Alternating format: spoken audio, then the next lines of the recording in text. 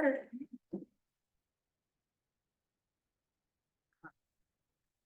Thank you, Lori, for recording. North Plains City Council regular session came to order at 7 o'clock. All rise for the pledge of allegiance.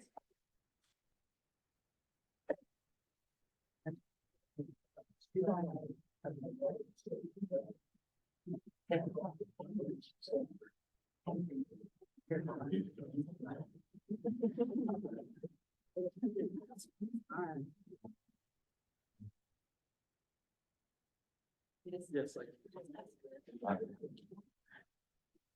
Mayor Goodwin. Present.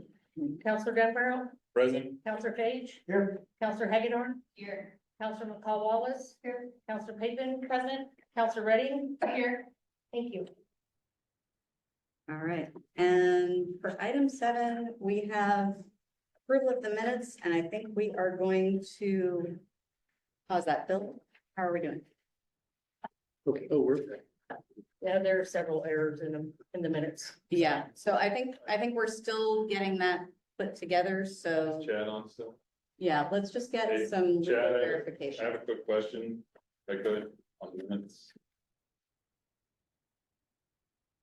I just want to clarify, is there any, because we need to correct the errors, is there a timeline we have to get those approved by, so we don't get ourselves in trouble? Just making sure we do this right. You have a reasonable amount of time, and so you have drafts that are already available to the public, and so these documents are available and people can see generally what happened, and so you've got time to correct those and approve the corrected minutes at your next meeting. That's fine legally.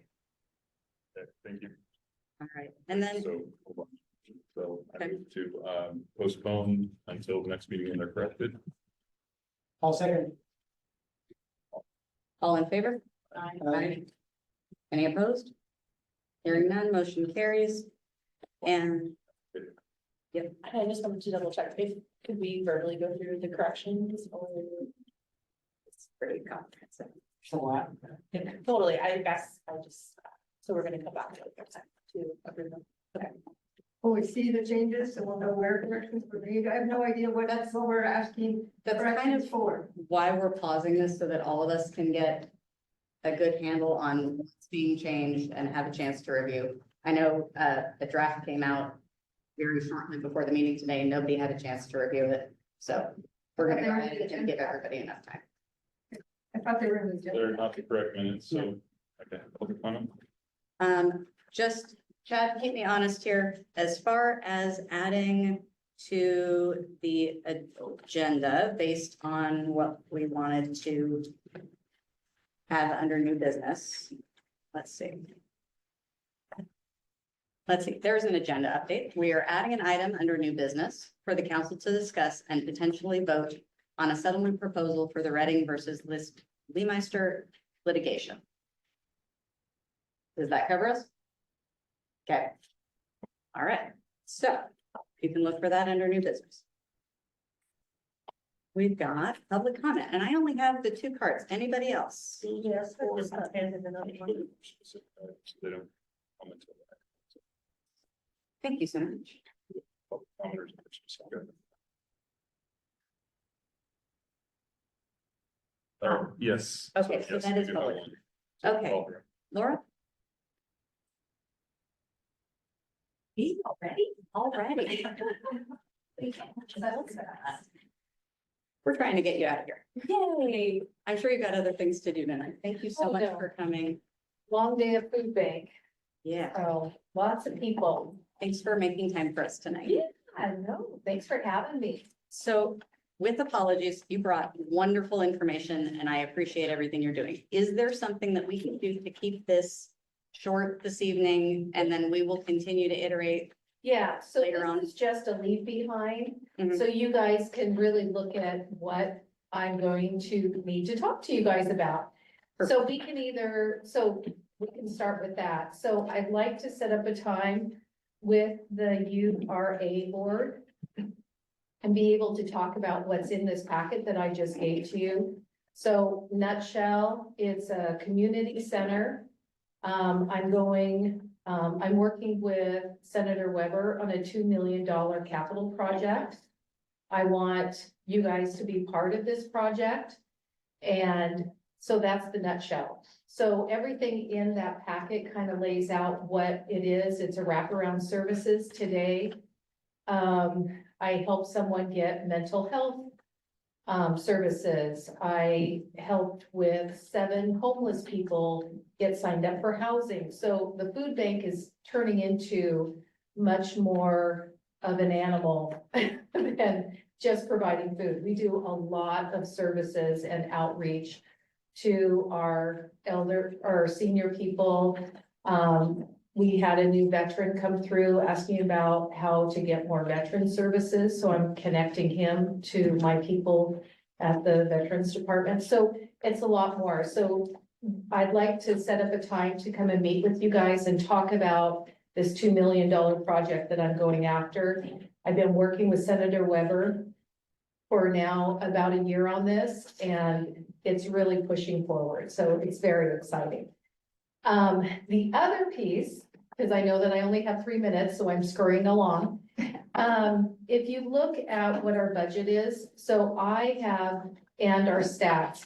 So we started, if you go towards the back of the packet, I think it's just a couple pages from the back. Our stats in 2024, December 11th was our very first food bank. We started with 34 families with 63 people. If you look at our 2025 stats, and that's as of our last food bank, we have 269 households now, opposed to 34. And we now have 753 people that we now serve. Today, we had 7 families sign up. One of our families had 6 people in it. So this is going to continue to grow. So we need to start looking at that as a community, and especially with all of our new housing that's coming in, that's going to be low-income housing. You know, that's, 260 some people. They're gonna need access to services, to food and everything else. We have a really, it's not huge compared to like Forest Grove, but we have a huge homeless population here that you guys don't see.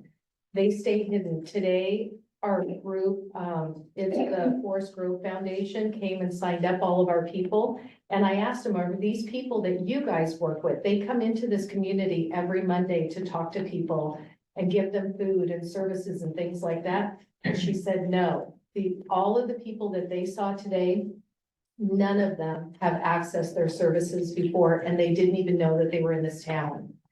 So part of this community center, sorry, I know I've only got 3 minutes, but it will have showers for them. It will have laundry facilities, because there's no laundry facilities in this town, so they can't wash their clothes. One of my guys, he lives in a trailer. He's got 2 children in high school, and they can't wash their clothes. So it's not good. So this is what I'm working with Senator Weber on, this $2 million project. And I want to work with you guys. So that was one piece of, okay, so back to my budget. So I had to raise our budget because our food cost is going up so quickly. If you look at my budget, it's on the back side of the back page. So I had to raise my budget by $16,293 to cover the current, just in food, I had to raise my budget by $10,759. So we have to do a lot of fundraising. I need to bring in about $4,000 every month. So we want our first event, we want to do a bingo, and I would like to be able to do it here at the Jessie May Center. And I think that we're going to get a lot of community support. That's why I want to do it in a bigger facility. But I reached out to the city. There's a $52 fee for this first 2 hours and $52 from each additional. We need it all day. We need to be able to set up. We need to have time for the event. It's gonna be the bingo, a raffle. We're gonna have a potato bar for $5, you know, just kind of any way to raise money. And so I'm asking that you guys waive those fees and then also waive the $520 deposit for us. All of the money that we raise goes right back into our food bank, and it supports all of the people who come through our food bank. So the stats are in there, and I've highlighted them of how many families are coming through just from North Plains. You guys are gonna be surprised. And so not only do we have, well, let's look at that really quick, because we can do that. So just in North Plains, we have 168 households that are signed up for our food bank. 140 of them are senior citizens. 285 of them are just our families. So that's a total of 425 people in the North Plains community that we are currently serving. They have North Plains addresses. So, and we are now supporting 13 other communities who are directly around us. We have families coming clear from Vernonia to come to us. The reason for that is because we run it like a grocery store. People come in, they get to choose the food that they want to eat. They get to choose the items. They get to choose their meat. And we don't just pack a box and give it to them and hope that they're gonna eat it. So, okay, I think that's my 3 minutes. Okay.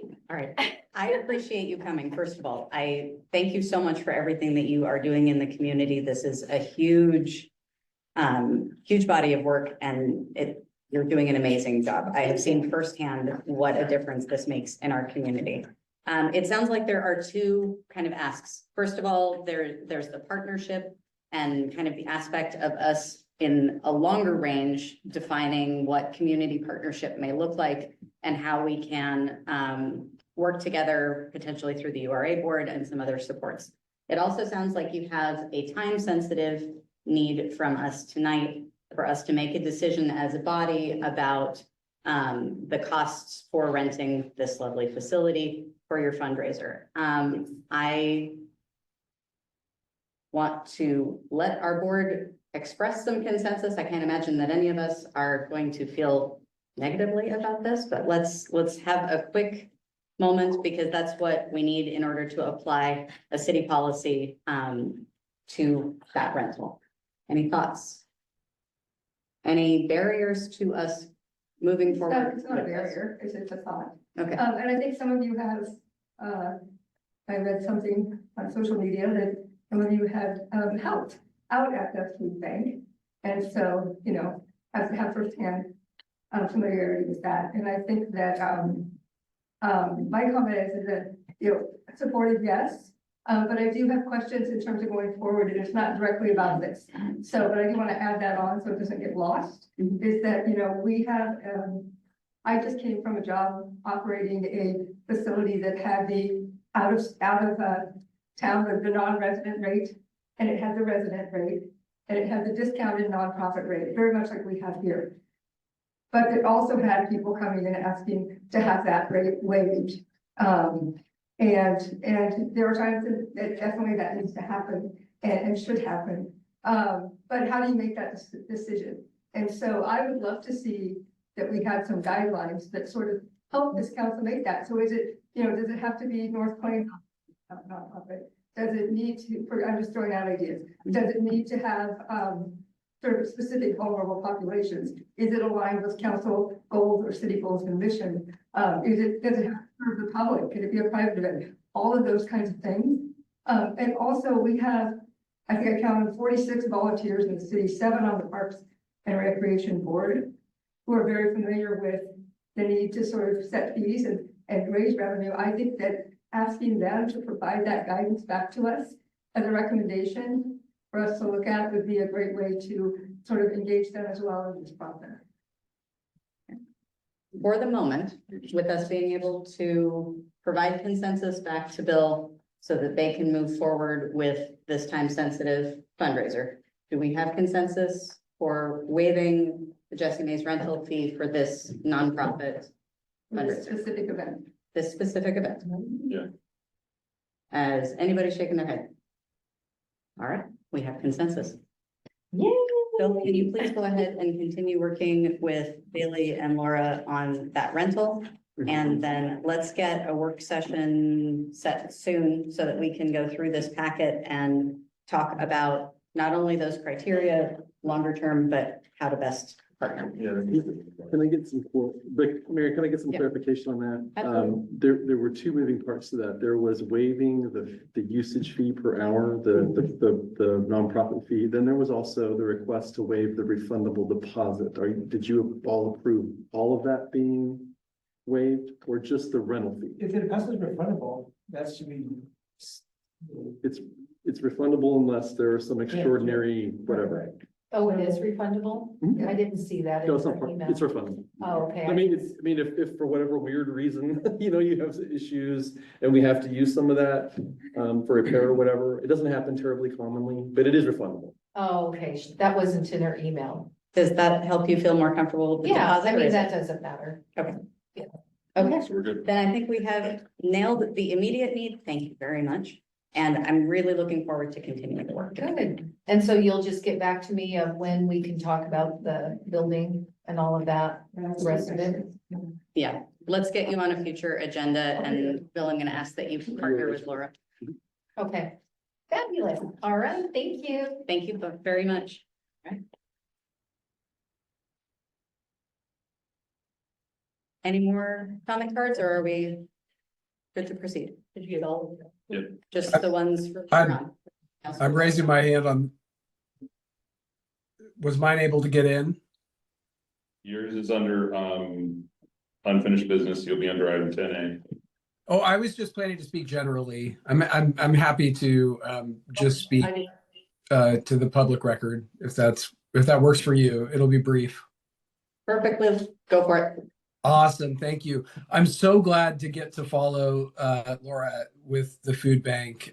Also an issue that is near and dear to several of my clients' hearts. We've become increasingly aware in recent weeks of some of the financial strains. And so I actually, I'm not going to embarrass them, but several have stepped up in some big ways. And we would encourage the rest of the community to follow suit in doing that. Typically hunger, the food banks fill up around Christmas time. And right now with the price of food, right, like this is something that the community should be focused on. So with that, let me get to my real testimony.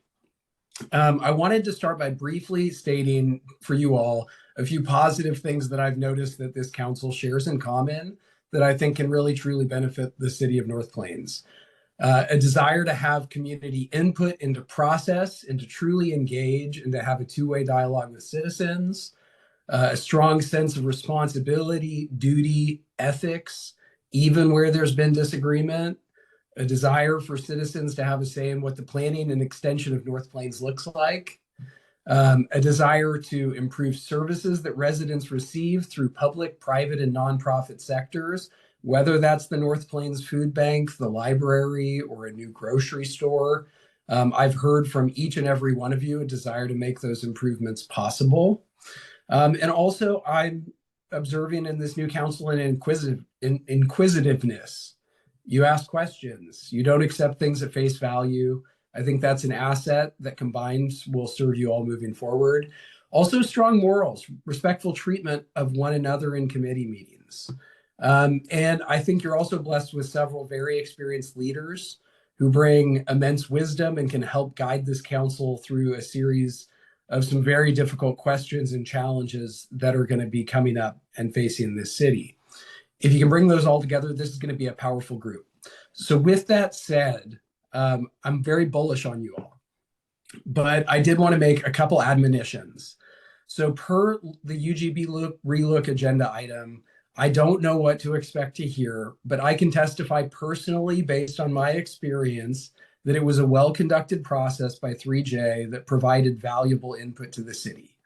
That data is qualitative, so I would encourage you to rely on expert guidance around how to interpret it. But once again, please do not throw the baby out with the bathwater.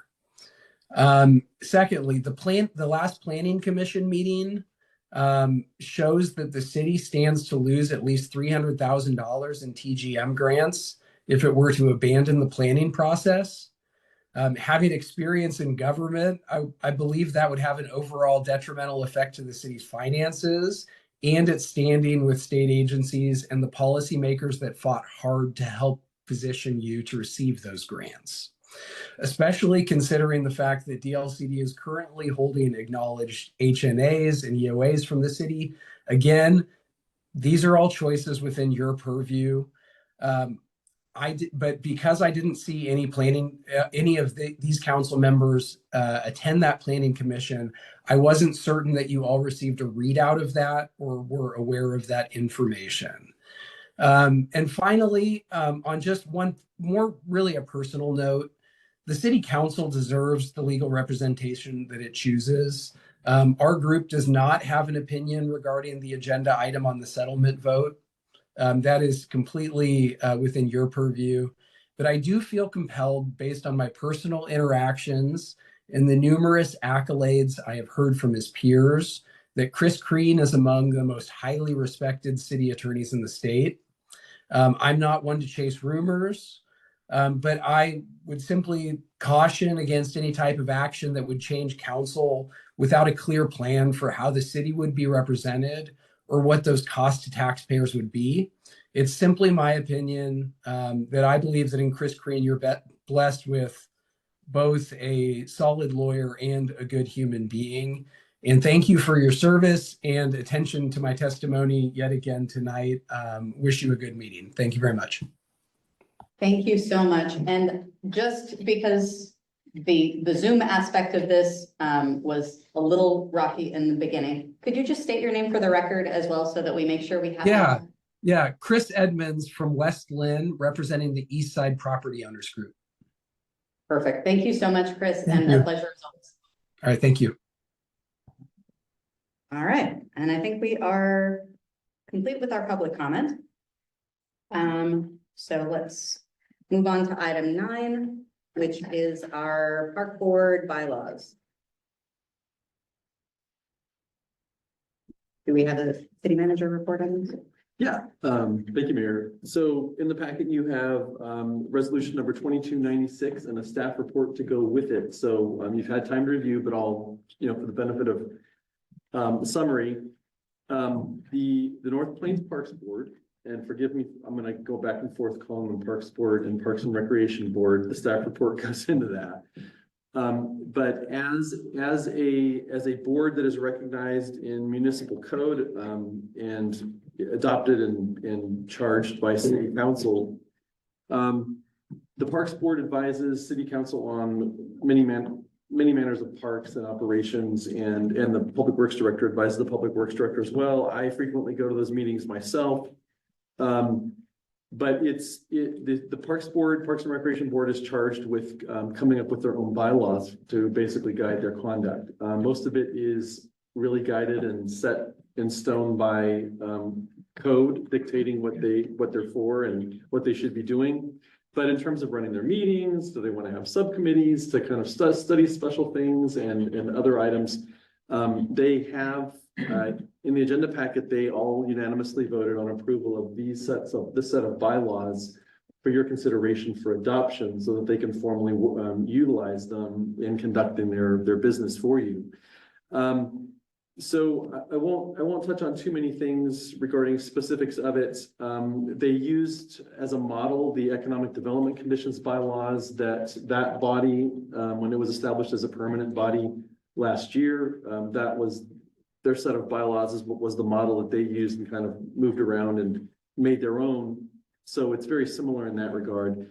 But what I do want to point out though is that they will probably have some Parks Board members here tonight. I don't know if any of them signed a card to speak about the issue, but the bottom line is that they also have some things they will probably want to do they probably want to come back to you all and ask to do an ordinance to update the code for their body. There's kind of naming inconsistencies, one thing.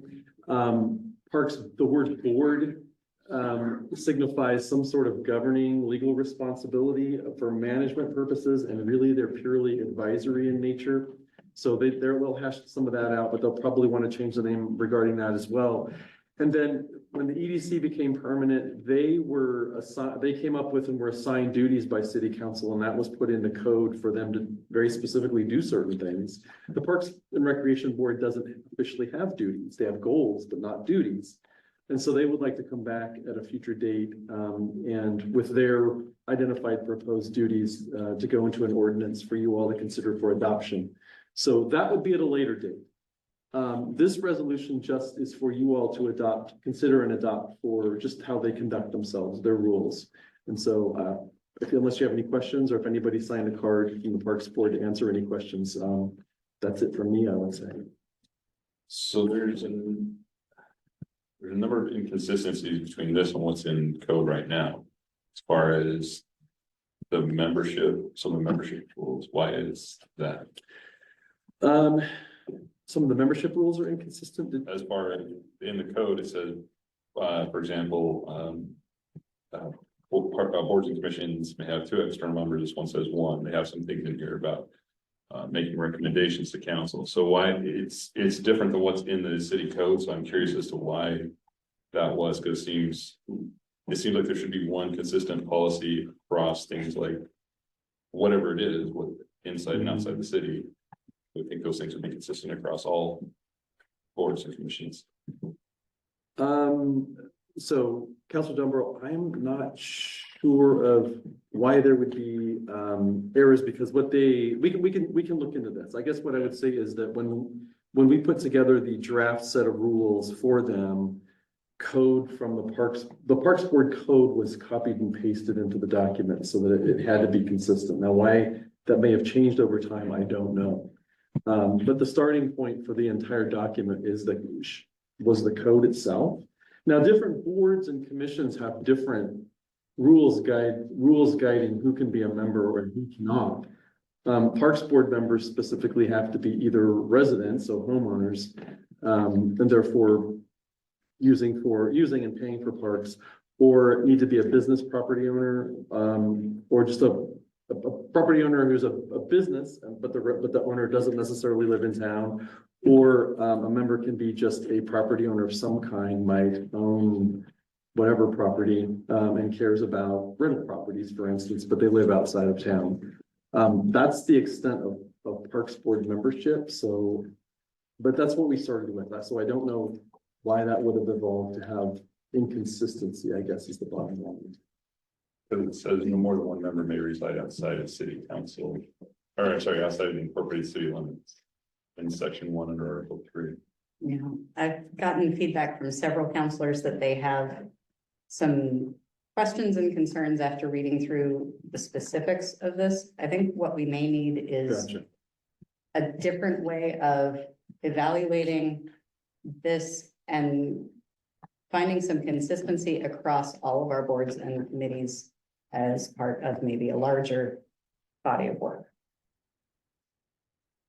Yeah, I think, you know, I happened to be an ex officio at one of the Parks Board's meetings a while back, and I think some of the, you know, inconsistencies of, you know, within city limits versus out of city limits, really varies from board to board based on participation in some boards, such as, you know, Robin, I'm sorry if you're out here, but I'm thinking about the library board, right? And trying to be more inclusive and be able to capture more participation. And I think that's why, and I might, this could be tribal knowledge, but I think that was my understanding as to why different boards have different number of, you know, residents versus non-residents alone. Yeah, parks for one, I think the parks are more restrictive. Because the tax bases of people that inner city pay for the parks. Versus people's opinions of how we should spend our money. That don't live here, but they do use our services. So I think that's the parks has one spot. Whereas economics could be more, it's the deal area. So I think that's specific about it. Michelle? Yeah, I just wondered if there were other issues in the bylaws, on these specific bylaws that were raised. You said there were several, so I'm wondering, you know, this sounds like, I actually attended this meeting, the last one where they decided to accept the bylaws and to pass them on to us. Mhm. And there was also a lot of other conversation. I had a chance to report on that meeting yet, but hopefully we'll get there today. So I'm wondering, I know that they did use the template from the economic development, it didn't exist within the structure before. They're looking to sort of create that.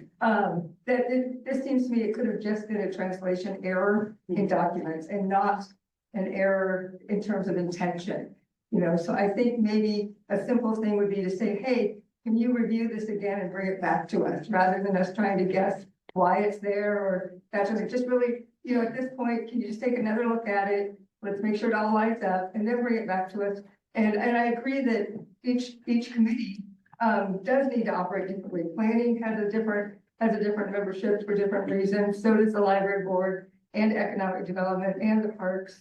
But we need to be consistent in terms of matching the code. And so that's what I'd like to see happen. I do agree with the notion of tabling this to relook at it more holistically at a later date. Agreed, and my perspective on this would be, to your point of evaluating it holistically, that this really is a broader issue beyond just parks. We have a lot of these boards and committees and commissions, which probably are in a similar situation and with potential new directions and new strategic guidance. I think it's probably behooves us to do that larger body of work and be organized about it. Sorry. Can I just add as a like, this sort of a sneak peek into my report that was gonna come later, is that one of the questions I asked is what direction have you received from the council in terms of things to work on as an advisory group, because they are there to advise us, to help give us information. That's the role of these committees. And I'm amazed, 46 people, there's a couple vacancies in there, but to have 46 people in the community that are volunteering their time to do that, and some of them on multiple committees. That's an amazing resource that we have. And so, one of the things, you know, like sort of came up is that, no, they haven't had that conversation. So I don't know that it's the question of like, do we need to have our boards all in order? Or do we need to sit down and have a work session with our advisory boards, each of them, to talk to them uniquely about what we want to work on together with and what kind of information we need. You know, they talked about the ability to go do surveys and having that information. And earlier when I brought up the issue of providing the guidelines back to us about how to evaluate a request for the free rentals. And because they're the ones who are dealing with that, they understand the fees, they understand the parks and the issues that we have. It would be great to kind of bring that back to us. And so this is just another opportunity to do that. So Councilor McCullough, I believe that it was, did you want to make a motion on that or sounded like? To make a motion, sure, I'll make a motion that we return the bylaws to the Parks and Recreation Board, or the Parks Board, whichever it is, to review and make sure they're aligned with the code and make any corrections and bring it back to us for approval. Second. All right. All That those, was very in- long, Lori, sorry. No, that's okay. All those in favor, say aye. Aye. Any opposed? Hearing none, motion carries. All right. And that brings us to item 10, unfinished business. Subheading A is our UGB relook. So we've tried to talk about this a couple of times. We've gotten quite a bit of testimony. This is one of those things where the community has spoken repeatedly and loudly. Several members of this council were elected on commitments related to the UGB. So I think at this point, let's talk about what makes sense without throwing the baby out with the bathwater. Thank you, Chris. That a lot of great data has been gathered by this effort, but we need to adjust their strategic priorities. We need to make sure that the community is engaged at a greater level than we've been able to achieve thus far. And we need to have a chance for this council to pause and provide some direction so that we can move forward with something that is going to be both productive and meaningful and a good use of our city resources as far as our budget is concerned. At this point, I will entertain a motion to pause the UGB. I will entertain a motion. There you go. Okay. So, I move that we direct Bill to bring an ordinance to rescind, ordinance 490 and schedule a work session on supporting documents to including the H&A, EOA, and comprehensive plan changes. Can we discuss this? Can you repeat that again? It's kind of hard to hear. I'm sorry. So I said, I move that we direct Bill to bring an ordinance to rescind, ordinance 490 and schedule a work session on supporting documentation, including H&A and EOA comprehensive plan changes. Can we, So there's a motion on the floor, so it goes, it votes to discussion. Discussion. And when you have a discussion, please go to a vote or something that, So we're discussing the motion. so I guess I'm just a little confused because my understanding was that we were going to, as a council, and correct me if I'm wrong, but we were gonna have a work session to discuss the UGB relook and what those findings were. Absolutely still the intent, but we are spending money actively going down a path which may have changed. So I would still absolutely love to have the work session. I think that is an important part of how we move forward as a group, as a team. And we need to see the data, the aggregate data that has been gathered. But we should not be continuing to spend money through consulting fees and other methods until we've gotten that work session and we have decided how we as a council would like to move forward. It's a pause. Right, so I guess my question is, why are we making a motion and would we haven't even been presented the findings of the UGB? We're only rescinding 490, which has basically already been, like, it's a zombie language in our. I will also just say, transparently, it doesn't feel great, because it seems like both of you have talked about this before, you've talked about this before. I'm completely in the dark about this agenda and it doesn't feel transparent. Correct me if I'm wrong, but that is what this platform of your council ran on, was to be transparent. And currently it feels like there's a hidden agenda here. And I really want to assume positive intent. Assuming positive intent, I know we've talked about this at several other sessions, So, so let's talk about how to move forward. so Bill, what is the real costing us on a monthly basis on average? The relook, good question. Thank you, Councilor Dumbro. The relook is on a fixed contract of $40,000 with the consultant, 3J. It's an active contract we have signed, and we are responsible for our end of fulfilling that contract. They are more than willing to have a work session, answer questions here if you have changes, discuss with you what changes might be. But we're in an active legally binding contract with that firm to do this work. Sorry, So- can you repeat that dollar amount again? 40,000. Around 40,000, yeah. And how long is that contract for? It's basically until it's done. So up to date, we got the question for how much have we accounted for, how much has been spent of that contract. So far, we've accounted for $33,000. I have not gotten an invoice for the month of January, which did include a community workshop. So that was December, January. So 2 months. Well, we've paid for effort through December 31st. So we're only missing an invoice because it's not their billing cycle yet, but we'll get an invoice for their effort through January 31st in the next couple of weeks. And we don't have an ETA in that, the contract ETA. Well, so as scope, the contract calls, the only thing left in the contract is basically one advisory committee meeting to take all of the workshops information and any other comment, the polls that have occurred, to take all of that, and the advisory committee sits and just hears it all and boils it down into what kind of a recommendation they would like to bring to council to consider. So all that's left in the contract is basically that one meeting, a report, a work session with you to talk about it, that sort of thing. So just to clarify, so this is not an ongoing cost. No, this is a fixed contract. So there are no other ongoing costs to the RILA at this stage. Not at all.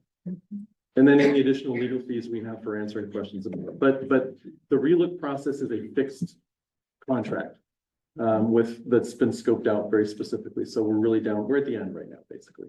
So I would like to see copies of that contract and the milestones that are part of that fixed bid. Sure. I'd also like to understand what happens if we run out the end of that 40,000. Okay, I mean, the quick answer to that, the second question, Mayor, is it's really up to council to determine what happens next. So the 3J will work through the end of the contract. And like I said, there's only one thing left in the scope that hasn't happened, two technically. The final RAC meeting, a write-up report with maps and everything for council to see and consider, and then a meeting with council to kind of go over everything. So, I at this point then, knowing that, I misunderstood, so I will withdraw the motion at this time, as long as we're not spending more money, that was it. We're trying to get, a point that I'm trying to get to is stop spending money on the relook. So what you're telling me, if I understand correctly, is the money spent, there's no more money being spent outside of consulting with Chad or Chris. And staff time. So let me, okay, so there is money to be spent in the contract we have with them for one more advisory committee meeting that hasn't been spent. But there is budget left in the contract for the report and maps to be pulled together. And there is in the scope kind of a meeting to go over all of this. But that's already pre-spent money. That's the 40,000 you said. Well, that's the $40,000 that was okayed in the resolution approving the contingency funds to be transferred to pay for it. But there's a fixed contract. It has a scope of work with specific tasks, and we just haven't done the very last tasks yet. So we haven't technically paid them for those tasks they have not yet done in the contract. So there is money we haven't spent, but it's budgeted in a contract that we have with them. So we're just waiting to finish it up. So I think the opportunity maybe at this point is to understand how that contract has been structured and what the strategic goals were established for that. And whether with the remaining money that has not yet been spent, there are adjustments to be made that will allow that reporting output to be more meaningful. And it doesn't sound like there's a lot of money left if they still haven't billed us for December, like for January. Excuse me, can you speak up? We can't hear what you're saying. Yeah, I mean, there's the bill. I don't know what the bill is going to look like for the effort through January 31st. I would expect it's 5,000 or less. Probably a bit on the less side, because there was really only one workshop and then maps that they produced. So $3,000-4,000 is my guess.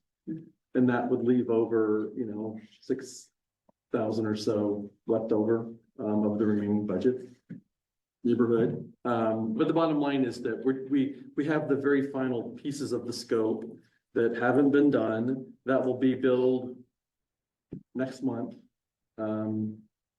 So. Yeah. She had a question first, but Go ahead. what's going on here? Did you guys discuss this ahead of time without even going to council, have a complete plan thing to do here? No, we've tried to. This talk is about not, no, it seems like it's every very single- much like it's a pre-plan. How you guys have this dance choreographed? I am astounded. What is this? That is my question. What's going on here? This is. Same conversation we've been having since January. Michelle. So, I too, as Councilor Pittman said, I thought we had had a discussion and that we agreed that we would look at the relook, after we, did a work session with the committee members and the consultants, and that we looked at the financials and the contract. It was sort of all to be a package of where do we go with the future of the relook? And that, you know, we're talking about a $40,000 contract, of which $33,000 is spent.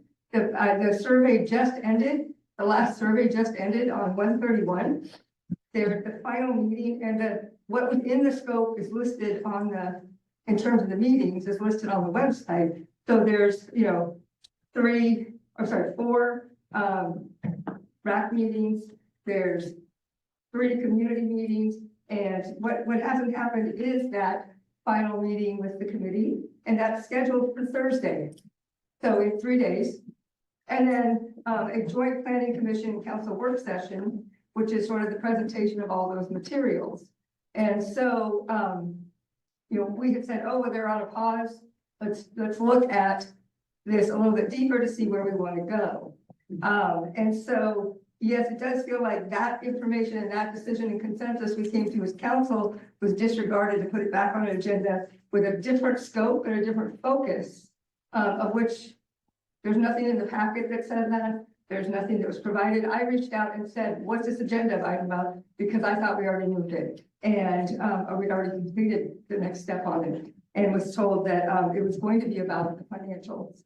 So, you know, I asked a couple of questions. I looked at what was left to get done based on the website. We can read it all there.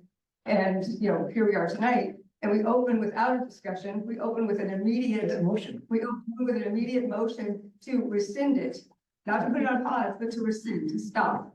And so I think that, you know, that hasn't been a full process that's transparent or inclusive at this point. So it sounds like there's some opportunity for clarification. We're not talking about rescinding the relook. We're not talking about walking away from any of that data or that process, or even necessarily that committee. You know, I very much appreciate the folks who have dedicated their time and have put together something for us to review. But I think at some point, we've got to figure out a way to, as a body, move forward with some form of progress.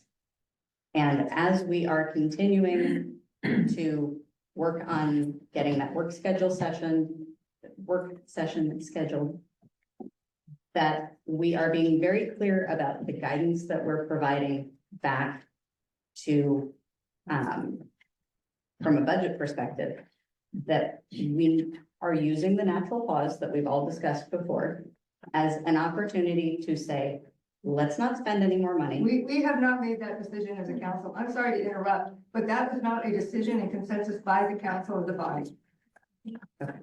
Can you speak up? You just said something. Can you speak up? I told her that Councilor Pavement has a phone. Okay, we need to hear this. Thank you. And I hope I can project, let me know if not. Your phone. I just wanted to also just get, you know, thoughts from Councilor Redding and Councilor Hagedorn. I think Councilor Redding, you started to mention something. I'd just love to hear your perspective, and Councilor Hagedorn as well. And then I have a follow-up question after that. So my perspective is I was voted in to try and really do this smartly. And so with doing that, I continue to go to group meetings. I'm not meeting with them because that would be a quorum. So I know the rules there. But my understanding is by repealing ordinance 490, we're removing that from our books. It's basically, it's a zombie ordinance sitting there. It was kind of already put aside by the previous council, but it's still just hanging out in our books. And I think it would give our public a lot of faith in that we are listening to them to take that from off the books. It does not repeal the HNA. What else? It's not, ordinance 490 is just on the city's books. It's not on Washington County. It's not with BLCD. It's not accepted by the state. So it's just administrative to repeal it. That was my hope to getting. So your end goal was to try to get buy-in from residents that you're trying to repeal the relook, is that right? Not buy-in, I believe that's why we were voted in. that's hopefully just one reason why you're voted in, right? Like, I know, council that was a is big- more encompassing than just the UGB. Yeah. It was a big reason, and we're discussing in UGB tonight. So that's why I brought it up. It's my turn, all right. I'm in full support and I have full confidence in our internal capability and resources and facilitating the meeting on our own. And if that's a cost savings back to our taxpayers, let's do it. I think we should continue the conversation, leverage the resources we have, and always talk for it. Absolutely, and I am in agreement with that, and I think, again, I have sat up here and been part of many discussions before anyone on this council, and I don't mean that in a rude way. But I'm just having a hard time understanding how a majority of council that is new and has not been part of this process can say, yes, we're gonna rescind this. I have a hard time, because even I don't have the full picture, right? Like, I don't even know the findings of the relook committee, and that's the part that transparently, I, was kind of caught off guard. And I've expressed this before and I'll express it again, that my ask is that we have an open discussion as a council and that we don't just try to, push through an ordinance because, and I know that these are tense conversations, but hearing a motion, hearing a second, and having, this, what seems like a scripted scenario doesn't feel great. And hearing some of my own other peers that are also caught off guard by this and had a different understanding, and then Councilor Redding also chiming in, I hope you understand just the other side to that and how that may feel. So I'll go ahead. So first of all, I apologize to my fellow councilors. I didn't mean to introduce the motion. I got a little nervous. I wrote it down because obviously it's the first time I've done council. What I was trying to get across is what I would like us to come to a consensus on is it was my understanding, and I apologize, I misunderstood something that I had asked Bill about. I would like us to stop spending money on the relook. I don't think we need that. Now that I know that it's a fixed cost, I'm less concerned about that. But I want us to stop spending money. I want us to review the data and then have a work session. And I'd like to get the work session on as soon as on the calendar as soon as possible, because I think there's a lot of valuable data. I've spoken with Steve and Rowan at the relook committees, or the meetings, the open sessions as much as I could. And I think we need that data, but I also think that due to the votes and due to the general sentiment in the city, what was happening, we need to take a step back and actually engage the community. And I didn't intend that to be a resolution, that's why I went through. I was intending to have more of a discussion around, knowing what the money was, and we need to stop spending money on it until we have a general consensus on what we want to do going forward. So I apologize. It was my misunderstanding. We've got Ann. So I guess I'm also a little confused here because the agenda item is UGB relook plan, future plans discussion. And so I came prepared thinking that's what we were going to talk about tonight. And I do have some comments on that. And unless we get to that discussion, I'm not going to make them. But what it doesn't say here is repeal ordinance 490, whichever number it was. If that's not what the agenda item here is, or even the issue of, stopping the spending for the relook. So it's not very transparent to the public and if the actual, or to the council itself to know what those are. And so, if that's the intention, then that should be talked about. If we're going to talk just about the dollars, then let's talk about the dollars right now. There's a $40,000 contract of which $33,000 has already been spent. There's a meeting on Thursday. There's another, basically presentation of all the data. That is what's left in this contract. And so we're talking about $7,000 approximately. It's already been spent. It's out there and you want to see the data, but you have to get the data too, which means they have to put it together. They have to pull it all together to give to you. So that's part of the work and that part of that money. So if we want to talk about, should we stop paying now and not have $7,000 go forward, then let's have that discussion. But otherwise, what are we talking about here? I share your concern that our agenda items could certainly be more robust. There should be more of, a cover sheet process and more data included when we are reviewing these individually prior to the meeting. I think that is a huge opportunity for improvement, and that's something I would like to see across the board. As far as the money that we have committed to 3J, who has provided, just to, for the abundance of clarity, excellent service. I'm very impressed at the relook committee, or at the relook meetings that I have attended.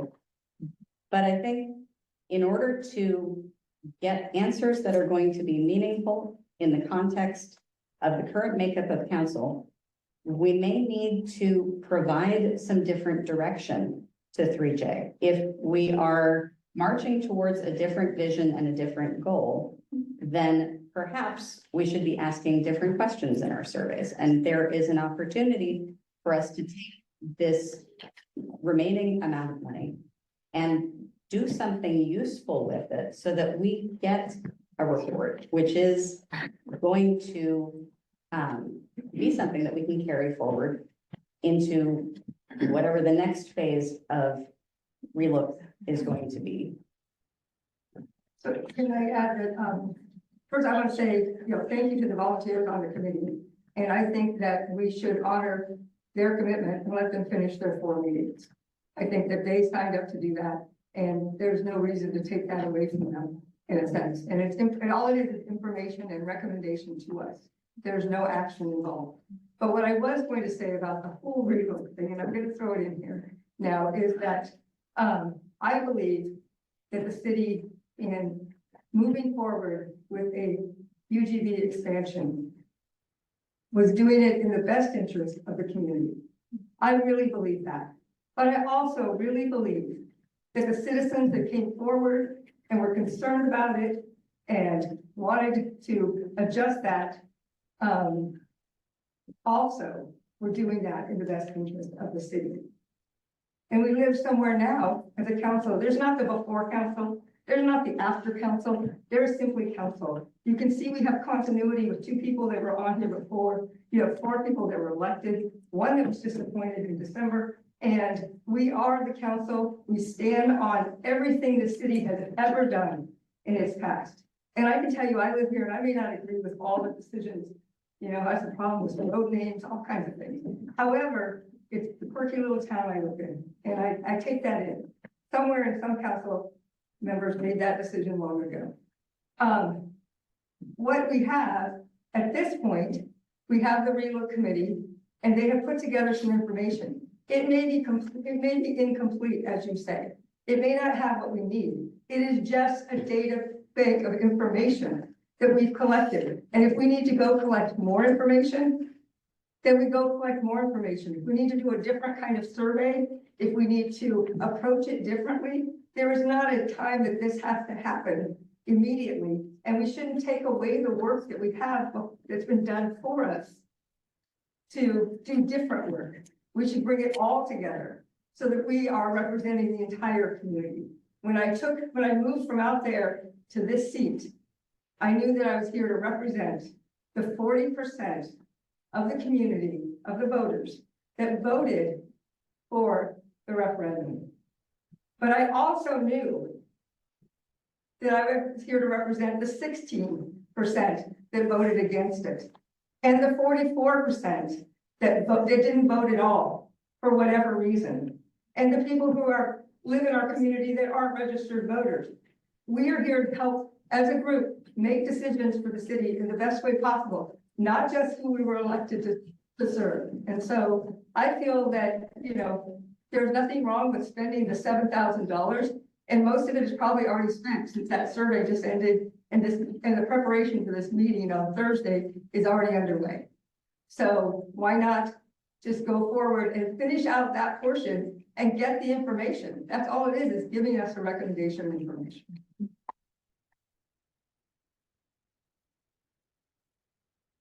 I should have missed that this was pre-planned without, city council.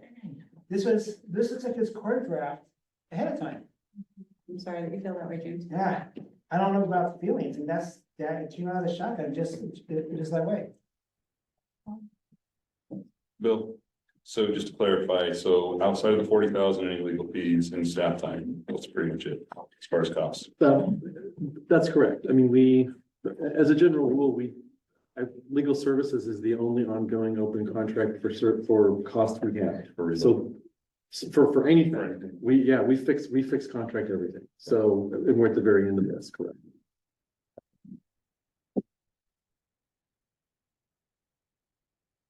So what are we looking for in this specific agenda item? What are you looking for? I think the goal then is that we need to have a working session on the calendar with the real committee. We need to put that date on the calendar. We're gonna go forward with that. And isn't that what we had discussed at a previous council meeting? We had discussed that, but I was trying to get to the bottom of the cost. And that was my misunderstanding. I had asked Bill about the cost and I thought we were on the ongoing, I misunderstood.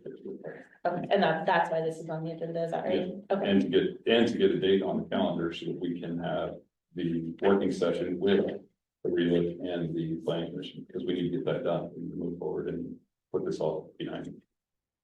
totally. It just didn't feel that way. at the Apologies. beginning. And I know there was misunderstanding. I appreciate, being able to have a Apologies. discussion. How do we get better clarification on these agenda packets? Who puts together the agenda? So my understanding is that it is a collaborative process between all council members and the mayor and Bill and Lori. However, in the looking that I've been doing, North Plains seems to do things a little differently than some of our other local cities. And that's where I come back to, this is an opportunity for us to grow and mature our process and continue to add more detail, because I agree, for the public and certainly not for me, these, 4-word synopsis of what the agenda item is going to be does not give us enough information to be prepared. So I think, Go ahead, keep going. I think that's something that we need to bring up with staff and maybe provide some examples of other municipalities where we're seeing agendas that are more aligned with what we're hoping would be included. And let's talk about whether we have capacity within our very tiny staff, who are wonderful folks and doing the best they can, to make this a little different for us. Totally, and I know everyone is doing the best they can with what they have, right? And so I guess my question, and I'm hoping you can help me understand, is, the packet, the city council packet is emailed to council on Thursdays. As a mayor or council president, is there any communication prior to that Thursday email going out to all of council regarding like a rough draft of the agenda? Like, is there like a checks and balances, right? Like maybe staff, I guess I'm just curious what that looks like. I'm looking for process too here, but So what was suggested to me and what I've suggested to the mayor is that we have a shared list that everybody contributes to. And then everybody puts in the priorities so we can try to have a better, more collaborative. And I think that would probably help. And then also, because based on my reading of the process, is the mayor and the city manager. Yeah, that's who's, this is the mayor and city manager. Is that the council or? If we can have it, instead of just everything going through email to the mayor, my suggestion was, and I don't know if we can do this is a question, but can we have just a shared document that is, makes it easier for everybody to put in what they think, and then we can say, yes, better. and particularly with as many new folks as we have, and I'm not sure even what access our existing counselors had to some of the background information on all of this. Have you seen the 3J contract? Have you seen the, background for some of these other items on here? I think we need to start pulling documentation as well, so that we have that historical context, so we have the nuts and bolts and the details, rather than making. I've got Michelle, but that's several times. Mandy, I haven't heard from you. Go ahead. I would have to say and agree that the brevity of the agenda items lack depth and context for us to be able to walk in and make really great sound decisions. So if there's a way that we can figure out how to rephrase them, or work on that, or adopt best practices from other, towns, that'd be great. I think this is another opportunity for us to lean into LOC as well and see whether they have some format and guidance.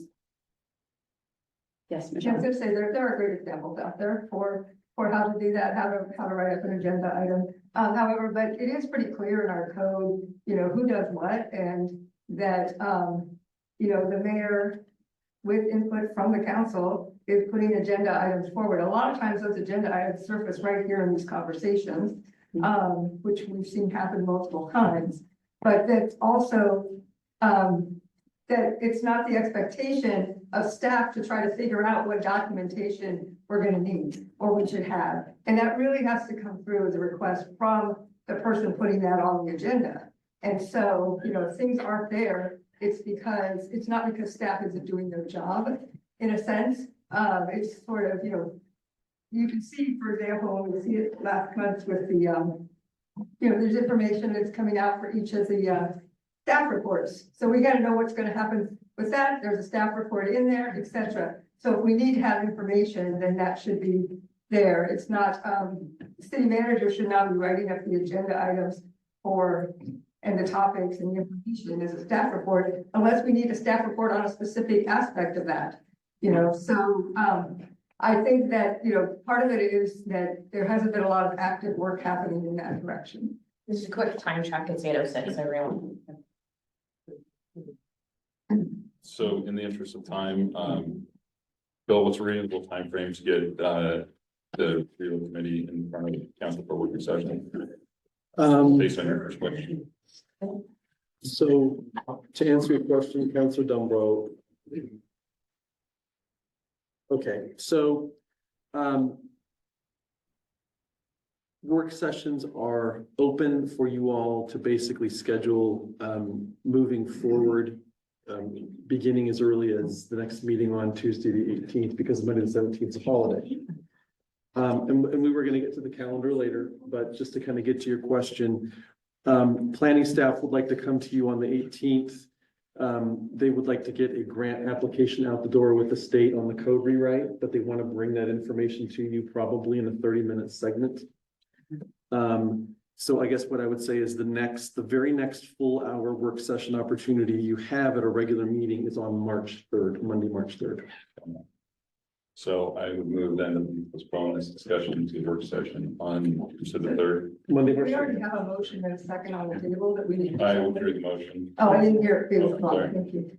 So, yes, I would move that we postpone this to the March 3rd working session with real committee and commission.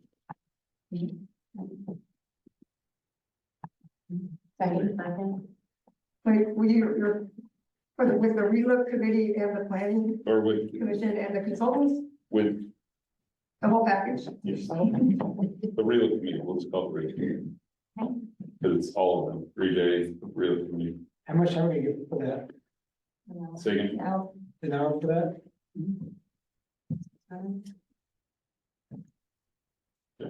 motion's called and second, Who seconded it? so called. All those in favor? Aye. you have to open council discussion before it's all over. Council discussion.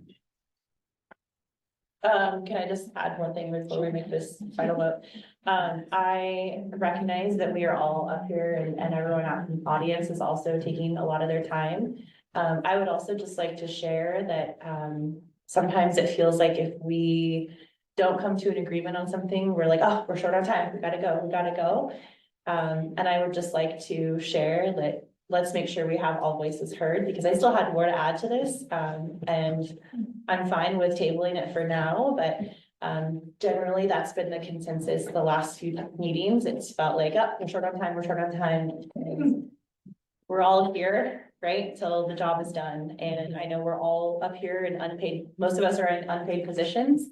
But I would just like to include, really to make sure that you vetted every council member's opinion and their thoughts instead of just shutting it down. Thank you very much for making that clear. a little curious where the line would be so that we can operate towards it. If each individual counselor has spoken multiple times, what are we missing? How can I help? Yeah, I think, you know, I've seen it for public testimony. We're inconsistent with public testimony and how long we're giving.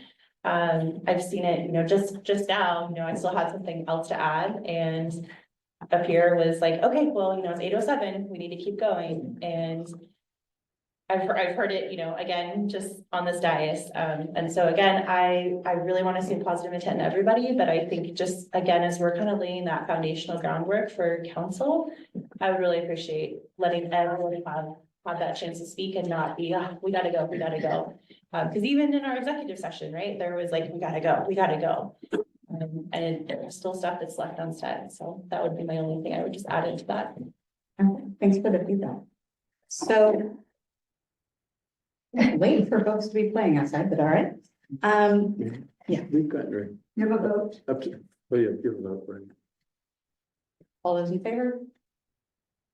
This is to table it for a later date, the date certain of what date? The March 3rd Work session. March 3rd, we'll work session. I, Aye.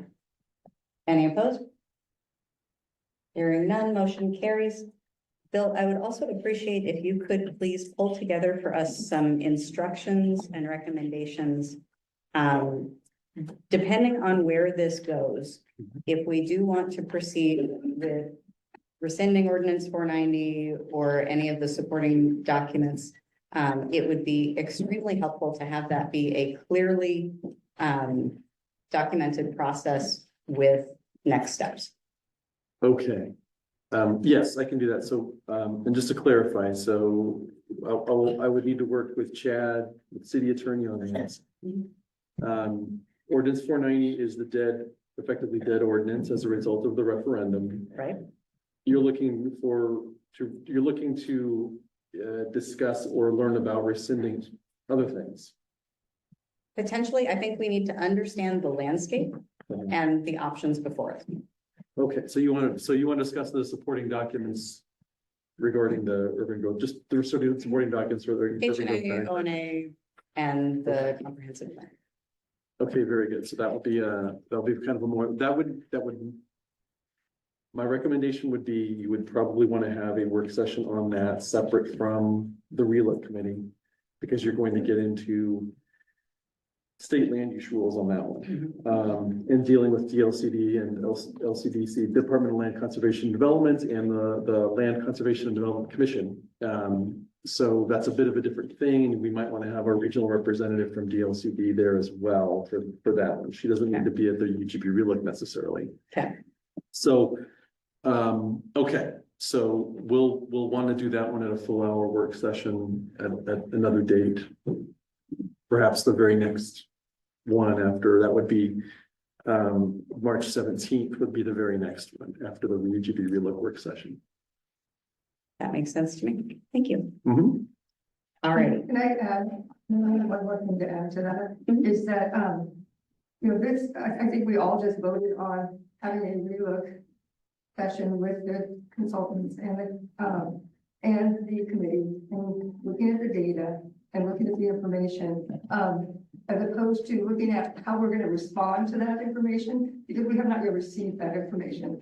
We're asking for the next steps, which might be to respond with repealing an ordinance and doing some other things. But it may not be, because the council has not made that decision. It seems that it's trying to move it too far ahead, in a sense, under a specific agenda or a specific goal, priority by not the whole council, but maybe individuals. Or it could be gathering options that are available to all of us, which is my perspective. But we would need to be looking at options at that point. We'd be looking at taking in the information and then deciding if we want to look at options. I think that's. Well, in the interest of progress, I think it's not harmful to ask for some information to be compiled. Great. I think it's recognizing what. Moving on to the next item of business, we've got 10B. The attorney contract discussion, which, as we have just been talking about, are probably not enough words to understand what we are trying to do. I have card up there asking to comment on the UGB reload. Thank you for pointing that out. Go ahead, Cindy. We have someone with a hand raised, I believe, to be read as well. I think there was somebody else as well.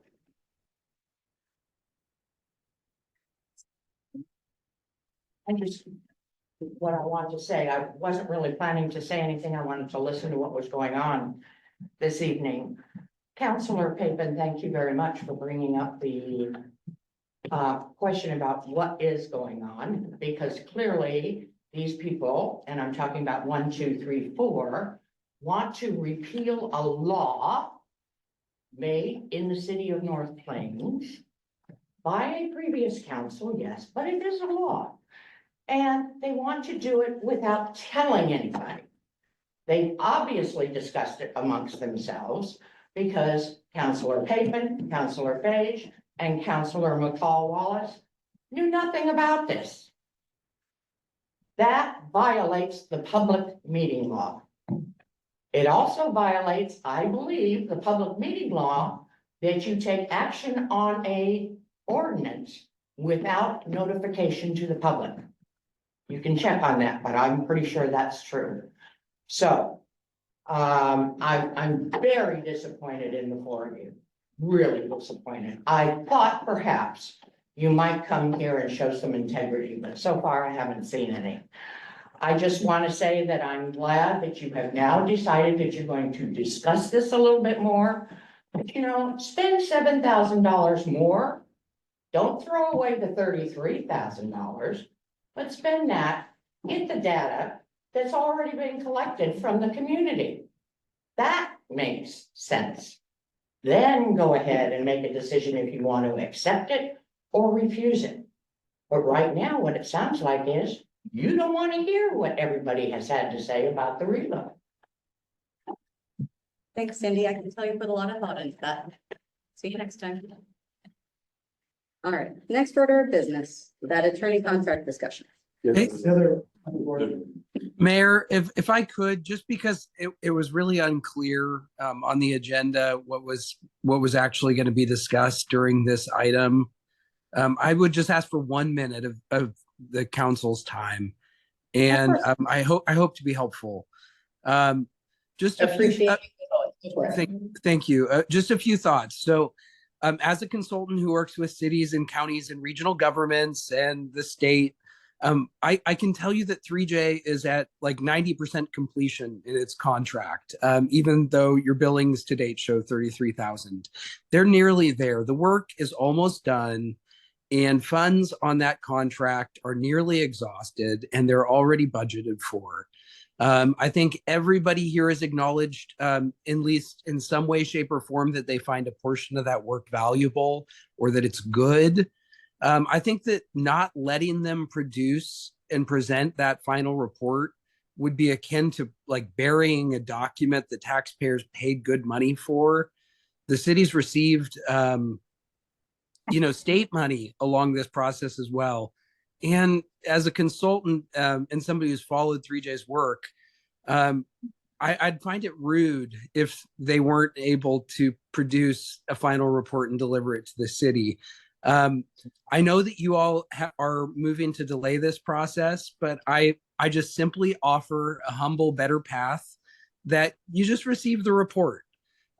If the acreages or the recommendations on that report come back in a way that this council doesn't support, disagrees with, it can seek further public opinion, it can do additional work or reach out. It can make decisions all on its own. And as many people have pointed to, there's been an election recently that is impacting this conversation. That's all within your purview. You write the ordinance, you plan, you do the infrastructure, you make it smaller if you need to, you make it bigger if you want to, you make it better in a way that this council agrees with as a majority. But I would simply say that in terms of this relook committee, it would be wise to just let the report move through, receive the documents, and then do what you will with it. And I really appreciate your time. And with that, I will let you go back to your discussion. Thanks. Thanks, Chris. All right, ready to move forward with 10D. So at this point, I put this on the agenda because I would like to ask Bill to compile an RFP for potential changes to city council with an SE, legal counsel. And I'd like to understand what you feel like might be a reasonable time period for putting together, again, under the heading of options, whether that might be something that you could present some initial findings. Do you think next council meeting is a reasonable time frame, or do you need a little bit more? So, Mayor, I guess my question is, are you looking for an example of an RFP? I guess I'm kind of curious here because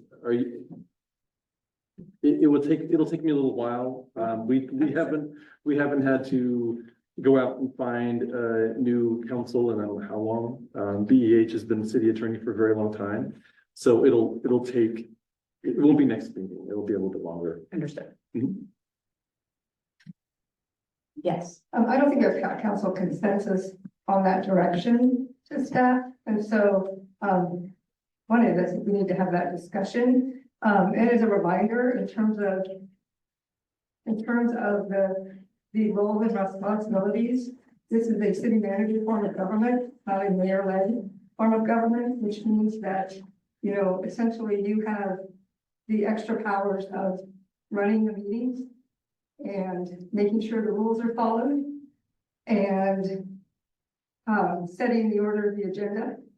And that is the extent of the mayor's powers. So asking for an RFP for our legal counsel, when we haven't discussed needing an RFP or directing staff to do that, is completely inappropriate from my perspective. Let's have a discussion. So I guess I would like to know, why do we want an RFP and why are we looking at changing legal discussion or legal representation? So at this point, again, under the heading of a different direction and different requirements, different skill sets needed. This is another opportunity for us to have information to review as a council. Can you elaborate a little bit more on like the different skill sets that you had envisioned that we need as a city? So for example, as we continue to move forward with volunteer programs and what Parks and Rec wants to do, there are going to be liability concerns. There are going to be ways that we engage with the community through potentially the URA that have not been part of our legal requirements to date. So I'd like to understand what BEH is able to furnish. That should be part of the RFP. I've been extremely thrilled with the service that I've personally received since I've been on council. But that we also need to explore what other firms are out there, what they may be able to offer. And as we head into some different territories where we have some different needs, whether our current council can effectively advise us on some of those new topics. Are there any other examples, specific examples of skill sets or different territories, as you had mentioned, that we would be navigating? We might need to seek different counsel. I think at this point, it is more of an overall topic rather than specifics that we have decided on as a council as far as that direction. Yeah, and I guess I just asked because, you know, again, having been very active with the city since I moved here in 2014, frankly, BEH has been pretty comprehensive, and it's my understanding, and Chad, if you're still on this call, correct me if I'm wrong, but BEH also, you know, provides services to City of Hillsborough, which is a much larger infrastructure and provides many more services than just what we have here in North Plains. So, you know, again, I don't know the full scope, but if the City of Hillsborough can use BEH and have all of their needs met, I'm a little unclear why we would need to start fresh with legal counsel. Again, just knowing that's a huge cost in itself, right? Thinking about, we're talking about $7,000 and squabbling over that. The legal fees and background to A, get an RFP, send staff time to find a new council, and then also the background and just representing us, right? And the research that goes into that. So I guess I was just trying to get a little bit more clarification on the why. And that can absolutely be part of the conversation, and that is a factor in any potential RFP. Yeah, I guess I just don't understand the obvious reason why we would need to seek an RFP for legal counsel.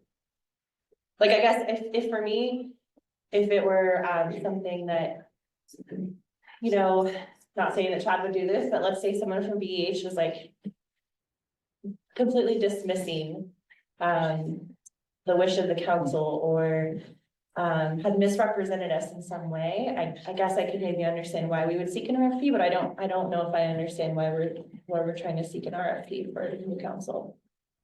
Michelle? Yeah, I agree. I don't think that, seeking an RFP is the answer that we're asking for here. What I'm hearing you say is you'd like to know what skill set our city attorney had. I've had one meeting, I don't think anybody else has had more, other than Trista and James, that in terms of meeting with our city attorney on January 6th when we were sworn in. That's the only interaction and meeting we've had. So the opportunity to say, hey, we want to go a different direction, which we as a council have not even talked about yet. So I'm not sure what that different direction is until we have consensus as a council where we want to go. And then we would say, hey, we want to do this. Do you have the skills to do that? Or do we need to look at other legal issues to do that? When I asked this question last time, I was told, because I thought it was about the contract itself. And I was told that it was not about the contract, but that some people were unhappy with advice or the current city attorney had given. And but I hadn't heard that from the council. It wasn't something that came across boundaries in a sense for us. So I agree. I mean, if we need to just look at how what other cities have and what their skill sets are, you know, we could go do a Google search and pull up some RFPs. But creating one for our city at this point, we don't have enough information, nor do I think we really have a reason that we need to do it or a direction. Mayor Goodwin, from what I'm hearing, the question is about looking for other new opportunities, a fresh set of eyes. From my perspective, respectfully, I see there's no harm in that.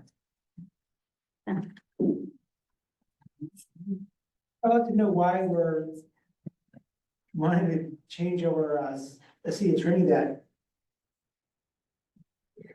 can service Hillsborough, can service us, already has experience. Why go through the expense of this exercise? I mean, it seems kind of, and also I want to make sure that you understand that this is not your direction. Say, I want you to go do this, and it happens. You don't have that power, and you shouldn't. So it might behoove us as a small community who is perhaps deciding to stay smaller, to have our own council that is separate from Hillsborough. That is one of the factors potentially. So I think you're also if BH is a firm that does this kind of service for cities, they are not making decisions. They are not saying, we want North Plains to be like Hillsborough. We want Hillsborough to be like North Plains. We don't want to do any of those things. What they do is take direction from their clients and then go and take that forward, whether that's in a courtroom, whether that's in a hearing or whatever it is. Additionally, they provide guidance to make sure that we are following all of the government rules and that we are not getting in a situation where we're going to put the city in harm's way in terms of liabilities. So I think that, you know, we've heard multiple times, we've heard public comment by one person asking us to reconsider our city attorney. But that is a plaintiff with a case against the city. So I think that has to be taken into consideration as well. And it's also just public comment. It is not a direction to the council. I don't think we have a broad direction of that from the community. I don't think we've had any misdoings by our city attorney that would bring this up, or by VEH at all. And so, you know, fresh set of eyes, maybe we're the fresh set of eyes And I think that that's who it is with that city attorney doing their job. They're gonna take direction from here, from us, what do we want to have happen? And so, I'm not understanding this. I feel like it's actually skirting around a different agenda or a different goal in priority that, isn't the whole council, full body of council to come to. The only people that ask for a change are the people that are actually consuming us right now. Those are the ones that ask, they come up there and make the comment that, hey, we should make a change. It's terrible that you have a lawyer or whatever to say. That's, I don't think this is a good look for the city. So I would like to say, no, it's not. Well, I said, it sounds like there's an agenda from some people here. Oh, I get outvoted for sure. Yeah, Right? there's four there that have an agenda. I mean, just put it on the wall. Mayor, can you bring it back to the council, please? So we haven't yet heard from Aaron or Katie on here. I'd like to make sure that we give everyone an opportunity. I mean, again, I wasn't supplied with any information as to this item, so I'm not prepared to speak. And I was the lead, plaintiff, so I think I need to tread carefully and really think about my answers before I just, I'm not gonna just spout off right now, so. I think that there were some things that came out during the lawsuit that were less than flattering to our legal counsel. I don't know that whether or not it rises to the level of replacing them at this point, but I do think that that is something that we should always consider is how do they conduct themselves in the courtroom. And those are all matter of public record. That being said, again, I think that it doesn't seem like this is something that there's consensus on, and I'm not at this point, this is not something I'm prepared to, pick a fight on. But I think that it's something that we should, with all of our contracts, we should be considering who's representing us, and we should be looking to, to put the best face on the city to be the most professional we can. So I think at this point, that would be my advice is it's probably something that we need to consider. I also think as something, city manager said, we also are going to need to bring in land use. And as Chad said, that's not each specialty. So I think that's an area that we'll also want to look at. I think just to add on there, to Councilor Running's point, yes, there's a multifaceted reasons why Councilor Running might not be speaking. But not having the why and that context to get on the agenda, here we are on the second item, and it's something, it's a pretty common theme. So I guess my ask would be on a related but unrelated note, can we make a commitment tonight that the future agenda is proofread by the mayor before being published on Thursdays? So that way, you are that checks and balances, right? And you're like, okay, yes, this has context, check. Okay, Lori, go ahead and send it out. Is that a fair ask? I think we can start operating towards that, but as with some of these other topics that we've discussed, I think we need some criteria for when additional context is needed, when supporting documents are needed, so that we're providing clear guidance to staff. Right, but my understanding in the city code is that the agenda is built by the city manager and the mayor. Is that right? But if we're asking to change the content of that and provide more information, which I think is the goal that all of us are trying to work towards, I would expect that we come up with, similar to some other topics we were talking about earlier, some criteria that helps us understand when, for example, the consent agenda does not require a whole lot of extra detail. But for some of these other items where it's a heavier lift, what have we as a body defined that we would like to see from those? Right, but I'm saying, let's say next meeting, right? There's this line item again of attorney contract discussion. My ask, especially if it's something that the mayor brought to the agenda, that you provide that context before the meeting agenda is published, so that we are all equipped and able to have a discussion and have context and time to digest and reflect, instead of this back and forth, because these meetings are not productive. And I think, again, for the sake of everyone's time, that's my ask, is that you are the final set of eyes on the agenda. And that you are curating, a majority of the agenda, right? And you can get our council input, but Bill, go ahead, I'm sorry. No, I just want to raise my hand for next. Go ahead. But essentially that you're creating the agenda, based on council input and based on, feedback and time sensitive things from the city manager. And you're creating that content for us.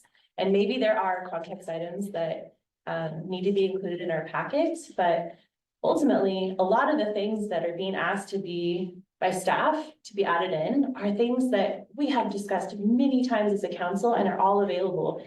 A, if you were here at the meetings, and B, if you just go on the city website. And the fact that we are talking so much about dollars and spending and being fiscally responsible, but we're also spending so much time asking staff to find this information that has already been presented. And if anyone was here, they would know that information, or again, it's all available on the city website. So I guess my ask is that the next agenda you have curated in partnership with Bill, and there is context and a partnership there, and it's not just, here it is. Well, obviously, partnership is one of the priorities. I'm still kind of uncomfortable that you're asking for something which hasn't been well defined. So obviously, there will be some potential confusion in the future if we don't find those criteria that I talked about. Otherwise, you're saying, I want this to be better, but better. Well, that's part of the agenda. That's part of the whole process, right? Is that the mayor works with the city manager to make the agenda. Well, And this specific line item was something that you, correct me if I'm wrong, but you said you brought to this agenda, correct? Not in those words, no. This was a different kind of conversation. Dr. Seuss And- has a book on. So the attorney contract discussion, was that something that was brought here by council or by you? So, yes, but I did not put those particular words on the agenda, and that's the disconnect that I think we're all trying to troubleshoot here, is how to make this more effective. And I don't think it's practical. I understand what you're trying to communicate. I hope you understand what I'm trying to also pitch back to you, that it's really hard to hit a target This when is it the hasn't fourth been well non-productive meeting. at this point. I have a positive to them. Great. Positive is I think productive is something we all are looking for in terms of the meeting, and I appreciate that. On our agenda, each time, we have the council, business council, we have the city council report and the business council. Prior to that, we have all the items we've discussed. So even today, there are items that have come up that's like, oh, should we put that on the agenda? Should that be a work session? That should be tracked. So that we know what's happening. And then when we get to that point and we know what's happening on the calendar, we can also say, oh, this is coming up. We need to look at that. And that we have that check-in at the end of the meeting that basically says, is there anything else that you can think of now, council, that you would like on the agenda?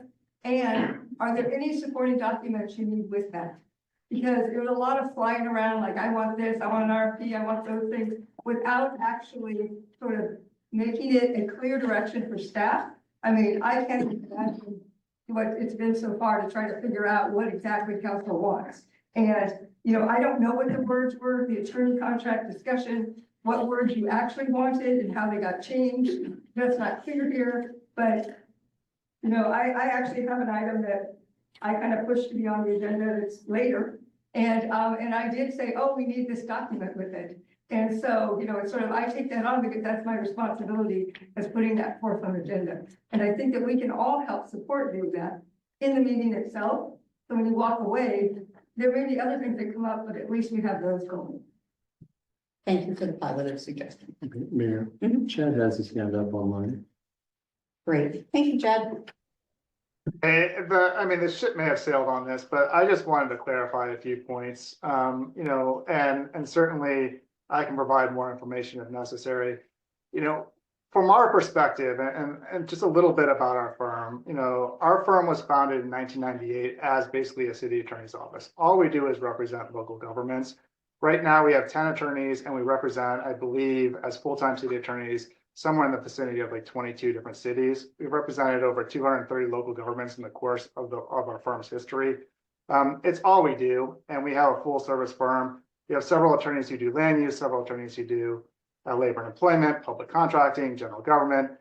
So all of our attorneys are available to work with all of our clients. That's why I'm here tonight. Since Chris is out of town, I'm filling in for him. And so, I just want to clarify that for us, the most important thing is that cities have legal representation that they trust, that they feel confident in. And if you don't have that trust in our office, that's fine. You won't be the first client that we've parted ways with, and you won't be the last. And certainly, we're getting calls every day for people asking us to represent them that we're turning away.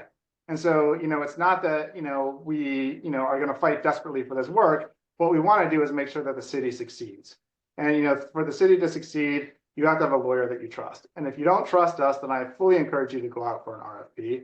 But if that's the basis, I just want to be very clear that, we probably would not respond to that RFP because you're already telling us that, that relationship is soured. And so, for us, the one request I would have is just to be very clear in what you're wanting. If you're wanting more information about our firm's capabilities and who we are, we can certainly provide that to you. If you're saying, look, we just want new attorneys, you guys have been with us for a long time, we've got a new look on things and we want fresh eyes on things, that's 100% fine, and we fully support that. But at the end of the day, what I think you need to understand is that you want to be careful about putting the cart before the horse. And what I mean by that is knowing that you can get legal representation, because we've gone through this with other cities where we've had these discussions, we've gone through this process, they put out an RFP and no one responds. And, part of that is dysfunction on the council. Part of that is that, honestly, there's not a lot of attorneys who will do this work for the fees that you have to charge for local governments. Our fees are substantially lower than what you look at in the general market. And, that's true of all lawyers who practice in municipal law, because you just can't charge governments the same rights that you charge in the private sector. And because of that, there's a lot of attorneys who don't want to do this. Frankly, we do this because we care about the communities. It's sort of public service in our minds. And, yeah, we may be at a private firm, but the vast majority of us serve in-house for, various governments, in our previous lives and in previous stages of our careers. And so, again, I appreciate the positive comments that were made about us. I equally appreciate the concerns that were made about our firm. But I want to make sure that you have all the information about us, as well as just fully understand sort of what our motivation is. And that is to make sure that you have the legal representation that's going to allow you to succeed as a city. And if you don't feel that we're the right people for that, that's fine. No hard feelings whatsoever. But I want to make sure that you're making that decision for the right reason and not, coming up with, false sort of narratives about sort of what our firm can and can't do and those sorts of things. Because, frankly, we are honestly probably the best municipal law firm in the state. And I don't say that to brag. I just say that if you ask anyone about our reputation and the leadership that our firm provides on a statewide basis, I think you're going to hear pretty consistent results. And so I just want to put that information out there for you all to consider. Again, I fully support whatever direction you take, because we truly do want the city to succeed. But I also want you to make that decision for the right reasons and not the wrong reasons. So thanks for the opportunity just to say that. Appreciate it. Chad, I truly appreciate that as always. And as usual, you have provided some great information and a future string to tug. I would love to hear more about the capabilities and that information you mentioned you might be able to furnish. That would be very helpful for especially new members of council to understand what that broader capacity within VEH is. We can certainly get you that information. Thank you so much. Darrell, Coach, can you speak on this? I didn't fill out a card. Can I speak on this? I didn't fill out a card, but I can. I'm just asking. Do you feel like you can keep to 3 minutes? Oh, yeah, I won't take that one. Okay. Butch, I'm getting some feedback that it's not public comment time. Okay, So can we try and extend some courtesy to Butch? You already let two other people speak on specific agenda items tonight. I think it's pertinent to your request. I tried. If you want I'm to sorry. be, if you like, you don't, oh, you're not going to do it, not going to be transparent, right? I'm not trying to break, I've been on city council many years and I've always the line. Thank you. This is a discussion. Here's my point. Been on there. The Ellsworth group is fine people. I only think I've seen 4 attorneys in 44 years. One died, unfortunately, the first one. Then we had another one come into his place. And this Ellsworth group has been fine. And it's wrong to put new legal counsel when you got a lawsuit against the city. That is not right. You don't change horses in the middle of the stream. You don't do that. I'm sorry, Ariel, but that is wrong. What are you thinking? We Well, gotta get this settled before this happened. as far as information gathering though, that, There's no information to be handed you. He's got all the information. You want him here, he should be sitting here guiding you. Where is he? Yeah. Up there, I'm sorry, okay. He's up there. I forget, he's up there. I'm sorry. Most time he's sitting over there. in fairness though, And he's here. he's doing a here. good job. Yeah, There's he's nothing doing a wrong with great that. But why? Don't change it. We gotta get those, we don't want to pay out that $100,000 on the city. We don't wanna do that. That's why we got our attorney to do that. We'd be silly. I mean, no, if she wins, after changing an attorney, that's not right. That is just wrong. I'm Well, sorry, Katie, but it's just not right. You don't change. You need to keep Chris on and his fellow mate there to keep him on. I You see what I'm appreciate, talking, see what I'm talking? It's come from the heart. absolutely do. And that's why I wanted to hear what you had to say. Okay, I always mean, appreciate you, Butch. I don't try to be abrupt or rude, but it's just, No. I just don't get it. I can't get sleep over there. Sorry. No, I think what we're trying to do is start gathering information. For what? I mean, that's what I'm arguing with you. Why? What information you need is an attorney. Well, He's smarter than everybody in this room. I work with a lot of attorneys and I'm excited to hear what Chad's gonna share about the BEH. Because as you said, we've had a great relationship with them and maybe we just need to understand their capacity better. I don't know what you haven't changed in a minute very long, so I'm big my difference of opinion, but you've got a wonderful person sitting over there and him up there too. We gotta get this lawsuit figured out. We don't wanna pay that. The city doesn't wanna pay that $100,000. And I'm gonna be back looking at other things too, because I have some concerns. I don't dislike anybody, but it's too confusing. I'm sorry. And I wanna be more transparent, like you said. Let's hope we can continue that. I appreciate you. Let's keep us honest. Fill out a, thank you. Good? All right. Wait, Okay, thank you. Are we moving to the next? I'm sorry. We are moving to the next item. What time is it? We can wrap this one up. I'm sorry. Okay. All right. Can you speak up? Do we have any more comments? Aaron, can you speak up and say what you're saying? Excuse me. I was addressing the mayor. Thank you. You're in a public You're in meeting. a public meeting, dude. Call to order, please. At this point, folks, you're not sitting up here. We are. Getting good when you. All right. Are we ready to move on?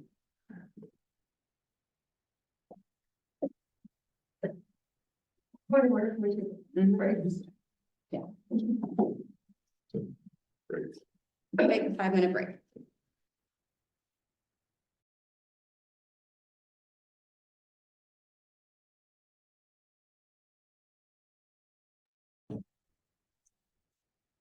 Brad, quick question for you procedurally.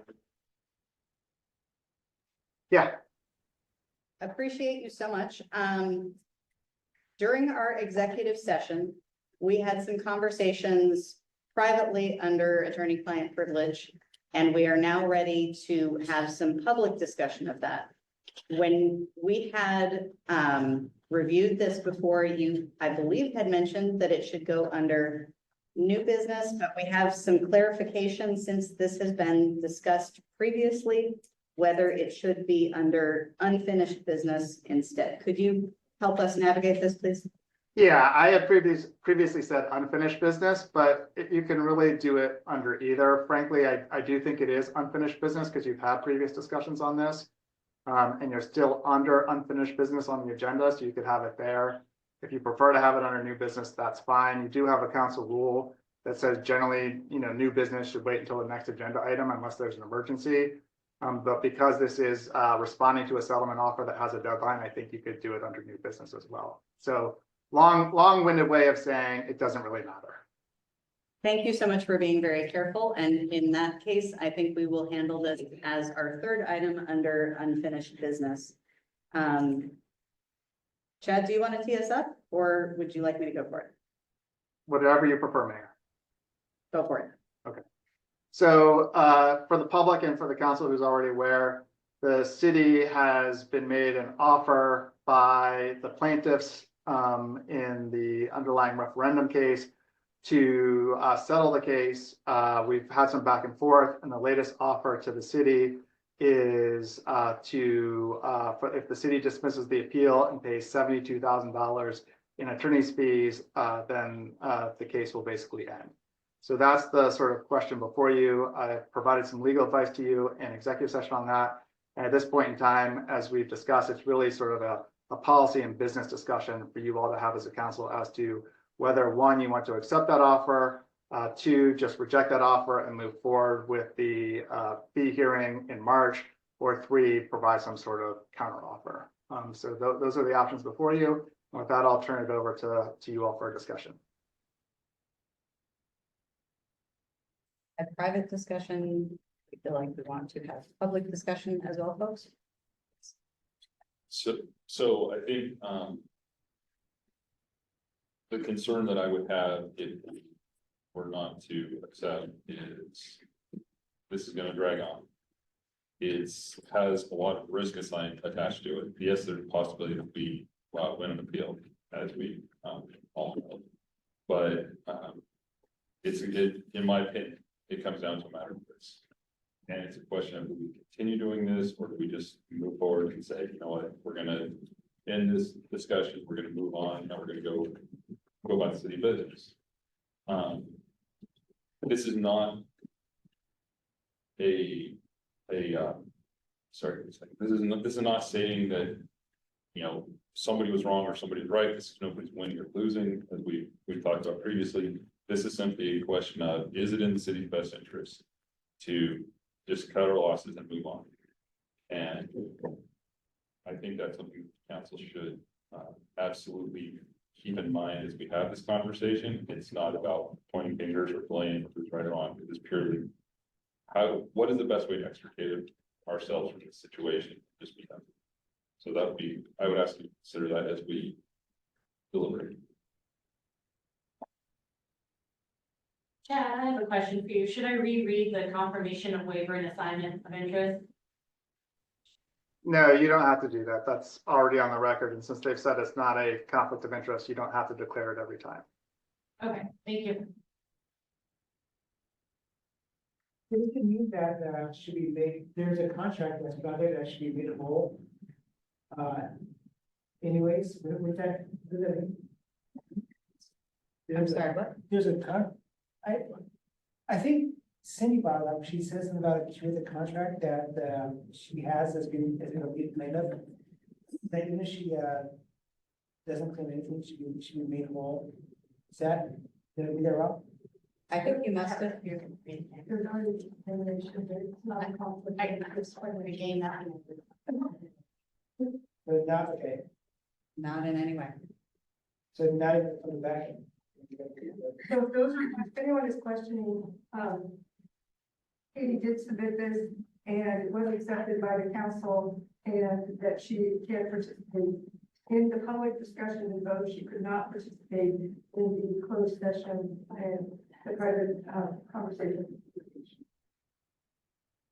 That is a legal boundary in terms of Oregon. So, and maybe nationally, I don't know.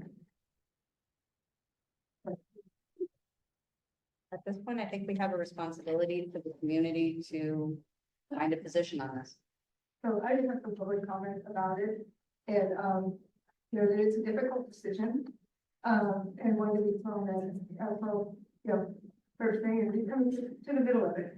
I'm sure the other council members who were involved before, we'd like to be able to see it come to its fruition, and I think that's the same piece now. And, I know we've been asked, what is the outcome that you desire? And that's something I thought a lot about. But I've also thought about that it's not just about the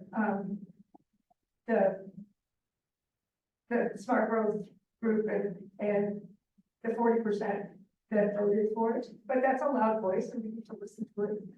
It's not about just the 16% that didn't vote for it, or those that didn't vote at all. And that we're really here. It's not about who wants the UTV and who doesn't.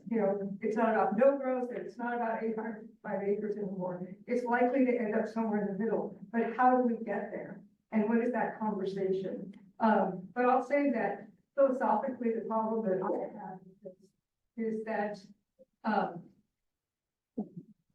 the $72,000 is not the amount that is that the services were charged and what was provided. It is the going rate for the attorney and his fees or their fees. And then there's an extra amount that if we go into court and we don't sell, it could be awarded as high as about $107,000. So thinking about that, and I have to think about, the people that really are hearing all of this conversation, all about either side, are all of us. We're all in as taxpayers, measures are going to be passed on to you. It affects all of us and the choices we make and what we can do as a city. And we've heard lots of people step up and say, hey, can we get this for our parks area? Hey, can we get this? And we're not able to do those things when we make those choices and make, how we're spending that money. So I'm having a hard time because I don't feel like it's for the community if we're not paid the actual amount of services to reimburse for the actions that happen. Say, yes, we hear you, and here's the money back. Because, you did do something for the community and you should be reimbursed for that. I don't think that adding an extra 25,000 or whatever it is on there, is doing that. I think that's a whole different conversation. And so I have a little bit of a problem with that. And I don't know where my other counselors feel about it, but that's where I've been a little bit stuck on it. Because I do want to see it end. I do want to see us move on. And I do want to see good things come from it. I don't want to lose baby with the bathwater with the relook. I don't want to stop moving forward as North Plains. But to figure out how to do that, I'd like to do it in a way that economically makes sense. And it makes sense to all the taxpayers. So for my 2 cents, the issue is the settlement. They have a chance to charge treble damages. They can charge 3 times as much to their fees. In order to defeat that, we need to continue on with the appeal. That takes away the win that they have. You have to have 3 things. You have to win, it has to be for the public good. You cannot see personal gain. So that'll take away the win, which would be one of the points in you're on fire. However, I look at the cost of the appeal, and the problem is there's a very good chance that they would win the appeal, but that's a chance that couldn't take. I did the calculations of the estimated cost of the appeal going all the way through, and we're at 47%. I think that 47% is pretty much what we have. I think the risk mitigation is there. So that's why I'm going to probably support it. Support what? I was unclear. I'm going to support the settlement because it's exactly, well, just about as accurate. It's 50%. Yeah, we've reached that tipping point. Thank you. Can you clarify the 47%? I was trying to. Okay, so $72,000 is what they're proposing. We initially had a lesser amount, and they said, no, our costs are exceed that. I took the estimate of what would probably cost to go through the settlement and the top cost they have as far as the top cost and also to actually challenge it. And I divide that. That's how I got that. Thank you. Sorry. Makes more sense. And anyone else here? Otherwise, I'm going to respond to. We should get online. So, okay, My turn. I do agree we should move forward with this settlement. I mean, there's a huge gap in public trust transparency. You can see it, you can hear it, feel it in the room today. And we really need to move forward, and I think it would be not only wise, but it would just be Elizabeth, do you have anything you'd like to say? Yeah, you know, I agree with some. I guess for me, I'm not looking so much through a lens of, is it healthy to do? I like to make data-driven decisions. And, you know, James, or Council Page, I appreciate, you know, that data that you've provided. I think my hang up is, you know, the fact that it is above the amount that actually was spent. We have extended good faith and we are not getting that receiving end. And there was also a GoFundMe for legal fees as well. So I guess, you know, here we are, you know, an hour ago swabbling over $4,000 or $7,000, just to be able to hear the outcome of the UGB relook. But as a council, you know, we're like, oh yeah, what's an extra 30 grand, right? And so I think that's my only hang up. I again, am gonna go with the consensus of this group. I think that's really important as a council. But I would just question, going up to that full amount, knowing that there's been a GoFundMe and knowing that that's not the true cost of what has actually been spent. That's where I live. So you're leaning against it? I would just question, you know, if we can counter as a council, essentially. And I'll say to everybody's point, none of this feels good. Like, this is not, I don't think anybody wants any of this. And I agree with Councilor Payton. Well, I agree with everybody, sorry. I mean, everybody has made some very valid points. And I think that whatever decision is made, though, I would just say that we as a city have to move forward. It's not gonna be good no matter what. Whatever happens, it's not gonna, nobody's gonna get it. So I think that this is gonna be a very hard decision, and I think that we have a lot of, we're gonna have to make some hard calls on this one. But yeah, and I concur with Councilor Page. I think that does raise a valid question, but I think Councilor Page and the math is kind of what keeps driving, I keep coming back to it. I can't, because of what I do for work, it just makes it all, I keep coming back to that. I mean, from my perspective, this really does come down to dollars and cents and that risk mitigation. That yes, there are lots of other ways I would like to spend. I'm a little surprised that we're talking about actual numbers, but in public session, but yes, I would certainly love to do a lot of other things with that money. But at the same time, I don't want to have to go back to our taxpayers and say, oops, we took the risk and we lost. And we now have to pay quite a bit more than that. Well, if you do $67,000 and counter for that, that means exactly 50%. And we're spending it. Yeah, but I think we're at the point of diminishing returns in negotiation. To continue going rounds, we're going to have to take a position and allow both sides of council to move forward on this. Otherwise, they're going to move forward on the case. And that's not what it sounds like anybody wants here. So at this point, yeah, go ahead. Point of clarification, I think when you said both sides of council, you mean legal counsel, not city council. Yes. All right, so how do we want to move forward here? Do we want a motion? Yeah, this was very awful. I did not like having to sue Lori as the city recorder. That felt pretty gross. And it's where we are.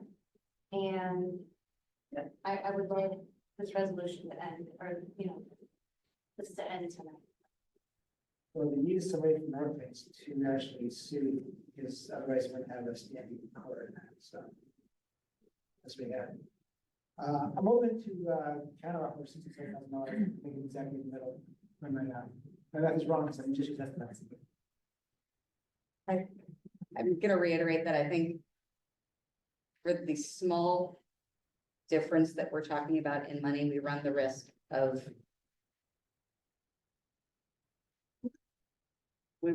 some larger consequences. I think the number on the table that Chad has shared is the 72, and let's try and discuss what decision we want to make on the 72. Well, I think that, Councilor proposing a decision on that, or asking about that. And I hear also an alternative, opposing on the other side of that, they're going to the 72. You know, one of the others is not to do anything and to take that risk. And to say, what's the judge gonna say? The judge gonna say, yes, you need to pay the amount that they paid, you need to pay them back to make them whole. Or is the judge gonna say, you need to pay them at their going rate that they could charge anyone? Or is the judge gonna say, this is a really a public good, and therefore, for whatever reason, therefore, you're going to have to pay a much higher amount over $100,000. And so for me, the question is not, you know, the question is, how do I think about what the city, members of the city would want? Would you want us to be paying for that in terms of accuracy and what was spent to make it whole and to make it even and say, we're good, you've got yours, we've got ours? Or would you want us to take that risk where the judge will decide somewhere in that spectrum, likely that a number would land, but that number would be coming from not in a negotiation and not saying we're going to overpay, in my sense, in my perspective, overpay to stop. So, you know, although we have an alternative to go back to the negotiation, we also have the alternative to simply say, let's go forward. And so I'm still on that fence with it because, you know, it is hard to say that to the community, but it would be honest. And it would be saying, you know, this is what the judge said we have to pay, for whatever reason the judge determines that is. And then we would, you know, basically take that in versus, you know, this is an amount that's above what was spent and that we're adding to the attorney's coffers. So I think the challenge comes in, is yes, that maybe the, to use your, to use Councilor McCall's term, most honest way, which I would tend to concur with. But again, I come back to risk. And that's the thing that weighs the heaviest for me. Is we're risking almost doubling or whatever, sorry, but whatever the numbers are, it's a significant amount more. About 35. Okay, thank you. So it becomes a question of, is it worth it dragging it out? Is it in the best interest? And while there is a possibility that we went on appeal, then, you know, it does that really solve the problem. Basically, we don't pay the money, but then, you know, what are the problems? So it just seems like it's something that's been contentious for a while.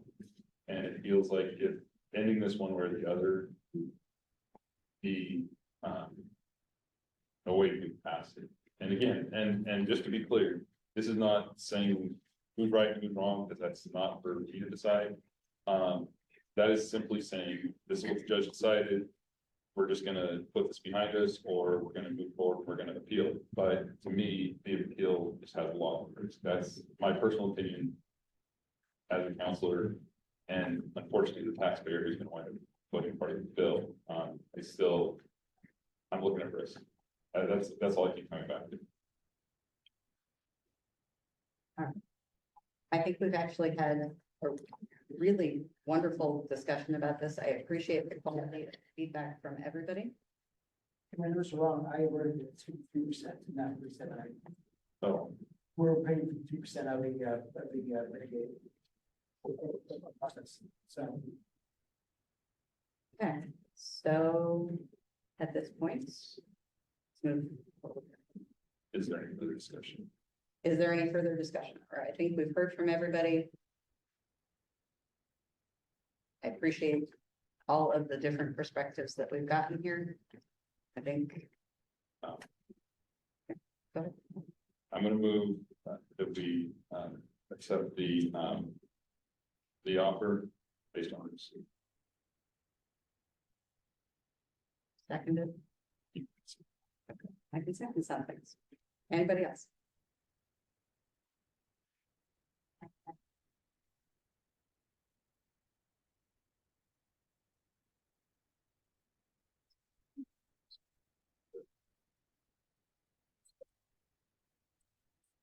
Further discussion? I just had a clarifying point of order question. Who was the second? Katie? Oh, I thought, man. I got confused. No. And I just also wanted to clarify the point of order. Is Councilor Reddy able to make motions on this? Okay. In terms of council discussion, I would like to say that regardless of the outcome, I hope that we are able to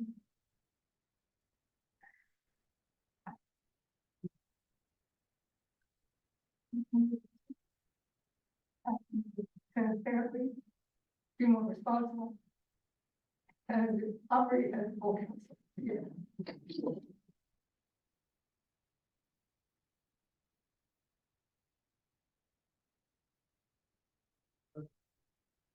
Please do it, one at a time.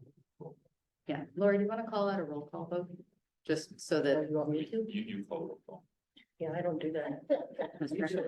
All right. So nice and loud for everybody in the back.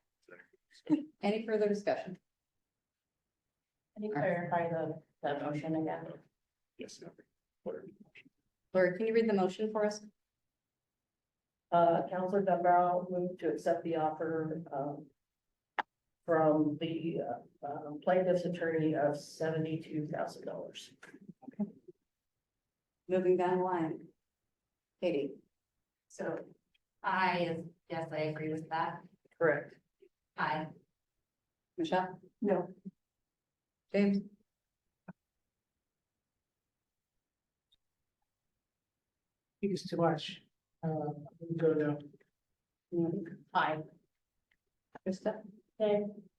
Aaron? Aye. And Mayor? Aye. Motion carries. All right. Thank you very much for your patience as we all got through that. Michelle, I think your item of new business is next, 11A, the city council voting rules, which thank you so much for your timely feedback. So, we had a discussion, when I pulled the minutes, to sort of clarify the vote from our very first meeting. And our first meeting, we're all new, it's a little, well, we're not all new, my apologies, for just that case. It was a little confusing and not really clear, but let me say that in, I came to a council meeting in December to just sort of check it out, say, hey, do I want to do this? There's an opening. And then, I applied, you know, and I looked around on the website, see what's going on in the different areas, what's happening with the park, what's happening in public works, and just what was on the website. Not a real deep dive, but then I did apply. And I was appointed, December 16th. So one of the first things I did was say, well, this is North Plains. I have done city council work before in another city. I need to know what their rules are, so I read the charter and the municipal code. And, kind of went through, especially the areas about council, because those are the laws that pertain to North Plains, and there's nuances, there are differences, say, banks or the city that I come from, long ago. But in, when we took the vote, there was always some voting confusion, and the first vote ended up being a 3 yeses, 2 noes, and 2 abstained for appointing Stephen as council president. In the end, there was a change in another vote, and that was, 3 yeses, 3 nos, and 1 abstention. And I sort of started to raise the question, but I knew I had read something, but I couldn't remember, and I certainly didn't have all the code memorized. But I don't think any of us ever will. And then, kind of said, okay, that's just, confusion, we'll get it figured out. I brought it to the attention of the city. And then, when we had our 1:15 meeting, it appeared again. We voted about whether to move the meeting or not, and it was 3 yeses, 2 nos, and an abstention. And I said, oh, I know the rule now. I said the abstention goes with the majority, so that's a 4-2 vote to move the meeting. But I could tell there was surprise among council members because that didn't seem correct. So I felt that it was really important that, that it just be sort of come out before us all. And the charter code, especially the city's laws by and of the city, are really important for all of us to know. And so I'm going to read it since you don't have copies out there. And it's very short. Unless otherwise provided by statute, ordinance, or resolution, all votes shall be taken by voice. Provided, however, upon demand by any member of council, a roll call vote shall be made upon any question before council. No council member may explain the reasons for his or her vote during the roll call unless an abstention from voting is called. In the case of an abstention vote, specific reasons for abstaining is required. Every member present when a question is called shall vote either aye or no, unless the council by unanimous consent excuses a member for a special reason, or unless a member has a conflict of interest under applicable law, in which case no consent is required. There shall be no debate on such request. If any member declines to vote, and the result of such action would be to create a tie, that member's vote shall be counted as paid. In all other situations, that member's vote shall be counted with the majority. So, here's a situation where, that was not held up at that moment in time. And I think it wasn't very clear that abstentions don't count as no's. And then if you want to vote no, you just clearly should vote no. I know that the mayor is tasked with being sure the rules are followed in the meetings, but we're all responsible for that code up here. We are all responsible to make sure that happens and to help one another through that with a focus on, how we can support in that situation. So, I brought this up for further discussion, but I also brought this up because I would like to propose a work session to go over the charter and code as a group with a focus on the sections regarding council, administration actions and roles, and the sections on officials and employees, which align to the city manager's form of government we all have in North Point. And our municipal code and charter are on the website, actually in multiple places. There'll be a button to click on them so you can go and read it. But I think it would be great for all of us as council to sit down together and make sure we're clear what they mean and why they're that way and have that discussion. So I brought this forward for new business. Thank you so much for raising that, and as always, for sharing your knowledge. I think that perhaps is a fantastic topic for the longer work session that we are trying to put together as a group. How about that? Can we get a date on that? That would be fantastic as I try to figure out my personal calendar. Bill, Lori, where are we with trying to get that scheduled? I mean, I know we've got a lot of folks to, I believe Lori asked us for our availability. Just give Lori the availability. Can I propose March 16th, which would give us. How many weeks would that be? 16th or 15th. 16th is a Sunday, Friday, so Sunday, right? Yeah. Is that the day we're targeting? Sunday, yeah. March 9th. I want some more time so you kind of get out. Yes. And also, we'll chat a bit too. I'm not gonna miss that. Oh, we just have it. March 9th is daylight savings. I don't think any of us will be. Oh, I'm sorry. Oh, March 16th or March 20th, there's enough time to plan it out. Good now? oh, yeah. 16th? So the 16th is good? Yes. 16th is good for me, 23rd is also out. Okay, so here's 16th. 16, I got it. Bill, ready? And I. Here's 16th. Yes. 16. Bill, can we get a session set up, maybe this room, catered and have somebody that knows what we're talking about, lead it? Yeah, Yes, we can. okay. Awesome. I am adding this to my calendar That as we is- speak. That isn't the food bank, like. I'm It's looking and just- we don't have that on their calendar yet, because we have to wait till you guys. Think, they want it on the 15th. Oh, the 16th is Sunday, so yeah, sure. Yeah, it's Sunday, I'm free on Sundays and Saturdays. Are we okay with Sunday? For everybody? Well, All right. That felt like progress. Thank you very much. And All this right. is the mega workshop. This is, yeah, so all right. Bill, we're at item 12A, your city manager report in. Yeah, My city manager report, it's 9:30, my report. I am entirely fine if we want to make this brief. Yeah, I'm gonna make, I guess basically what I wanna do is, in the Friday 5 that I distribute to you all, I did point out, I just wanna kind of make sure that my plan, my suggested plan for the $60,000 that we got refunded to us from the Oregon Employment Department has no strings attached to it. We know we're going to be looking at some upfront costs for AV improvements here in Jesse Mays to make the meetings work better and will benefit meetings, people wanting to use the facility. We will have upfront costs, don't know what they are yet. MAC TVC TV is looking into this for us. And we may get a grant to reimburse costs, some portion of it after the fact. Probably what helps meetings, not what helps rentals of Jesse Mays.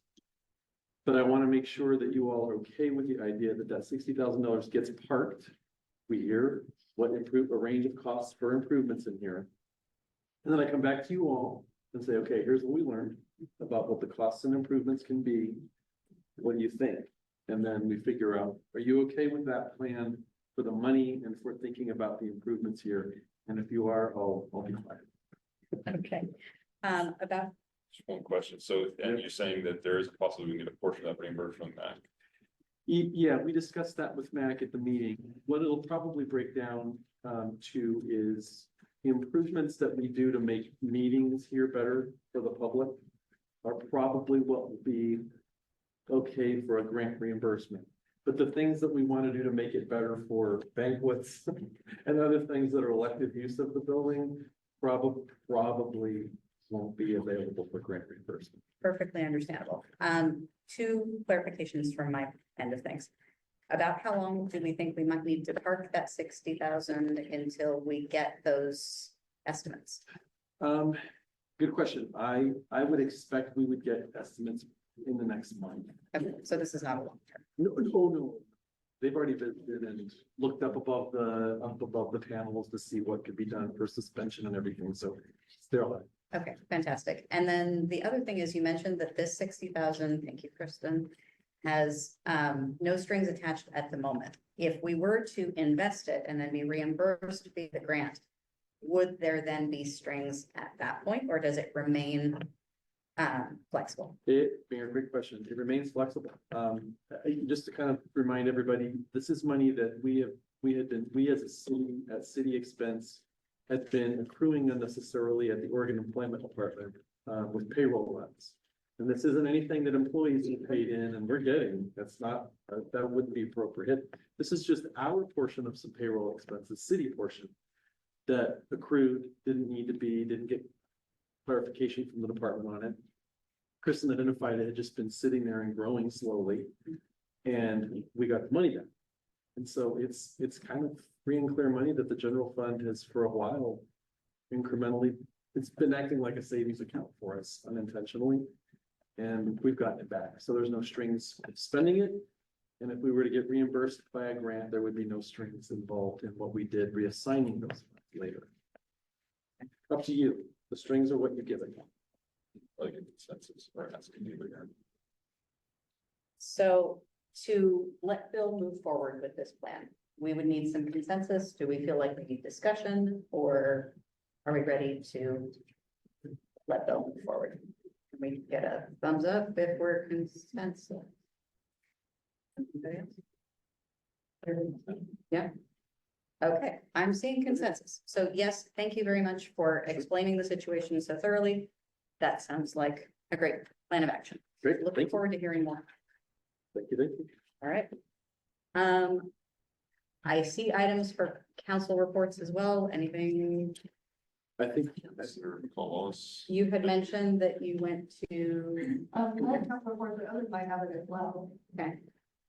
All right. Do you want to go first? Sure, first off, not as a meeting, but I did attend the ribbon cutting for Chadwick's barbecue on the 20th. And it was a lovely event put on by the chamber, and actually a very emotional event for Chadwick to open that door for all of us and cut that ribbon. And I think that, that was a really lovely thing to see in the community, and the people there supporting it, and smelled great, of course, with barbecue going. But just wanted to share that. And so if people haven't seen that and didn't know that was there, they go check that out. I also attended the Parks and Recreation Board meeting on January 13th, and I kind of shared a little bit already about that sort of discussion and looking for those kind of direction pieces. They did nominate a chair for 2025, and that is Sherry Simmons, and a vice chair for 2025, and that is Joanna Para. So it's great that they have new people in place and ready to go. There were some questions about, they looked at sort of the tree landscaping piece here at the park on the outer perimeter. And then and an overview of that. There was a presentation by staff in terms of the budget, which is coming up on the last part of the year. And there's less than $3,500, for example, remaining in the parks budget for expenditures for Chesapeake Park operations and events. So when we talked about here, well, we don't have money to cut the grass, there's really not money to cut the grass. So, being really clear about that. And one of the more exciting things that happened also, well, two. One is that the parks with Bill, by direction, I guess, will be looking at the master plan, reviewing the master plan as a group and seeing what's been completed so far, what's left to be done in terms of what happens next. And there's a joint letter with the Parks Foundation that came forward and unanimously approved by the Parks Board to go out to the community and have fundraising effort to raise $50,000 to upgrade the kitchen here at Jesse Mays in terms of appliances. So that was also a very positive and everything that we'll be seeing letters sometime soon coming from the Parks Foundation. So that's essentially that, and hopefully we'll be able to utilize our park commissioners. Like I said, it'd be great to have them do the guidelines. If we had consensus, bring back recommended guidelines for free rentals. That would be great if we could come to consensus and pass that on to the board. Because I think that would be great information for all of us, and it would create a more equitable situation. So you don't know someone that you have a great cause that you can come before us. You don't have to know someone for to get in the door, which is a lot of fault now. So that I think is it, other than what I report on earlier. Super, thank you very much. And Katie, I think you went to. I went to the library board meeting. Robin did a great job, the prior meeting and summing it up, but I just wanted to recognize Carol, Ackridge again for her 24 years, I believe, of service to our city. And congratulate Brianna again on receiving an award for excellence in service to teens from the Oregon Library Association. My family has personally benefited from that program, and it is wonderful. And I'm just excited for the library this year with having more space and the upcoming ADA improvements that will hopefully happen through that grant, and to see what more incredible things they bring to help enrich our community. Thank you very much. Anyone else? I have the privilege of representing our city at the City Day with the Capitol, last Tuesday. Over 400 other, cities were in representation, which was quite impressive. It's a great chance to kind of listen to our, top-down perspectives from our elected leaders. Affordable housing continues to be a trend, amongst, all of the other, several other, trending topics, but affordable housing bubbled up a lot. A lot of the federal funding and freezing was a hot topic as well too. They cautioned us to look at projects if relevant, if there would be an impact. I'm sure we're already ahead of that. I also had the opportunity to meet with Senator Weber and Edwards, and they warned us they'll be reaching out for input on capital project funding for this year. If they have not already done so, I'll be surprised. So that's just a little bit of warning, but most importantly for next year, as we're thinking about strategic planning, I think it'd be really great to continue this momentum and really collectively work with our broader council and staff to represent in 2026. Thank you very much. Anybody on this? Let's review our February calendar. February calendar, thank you, Mayor.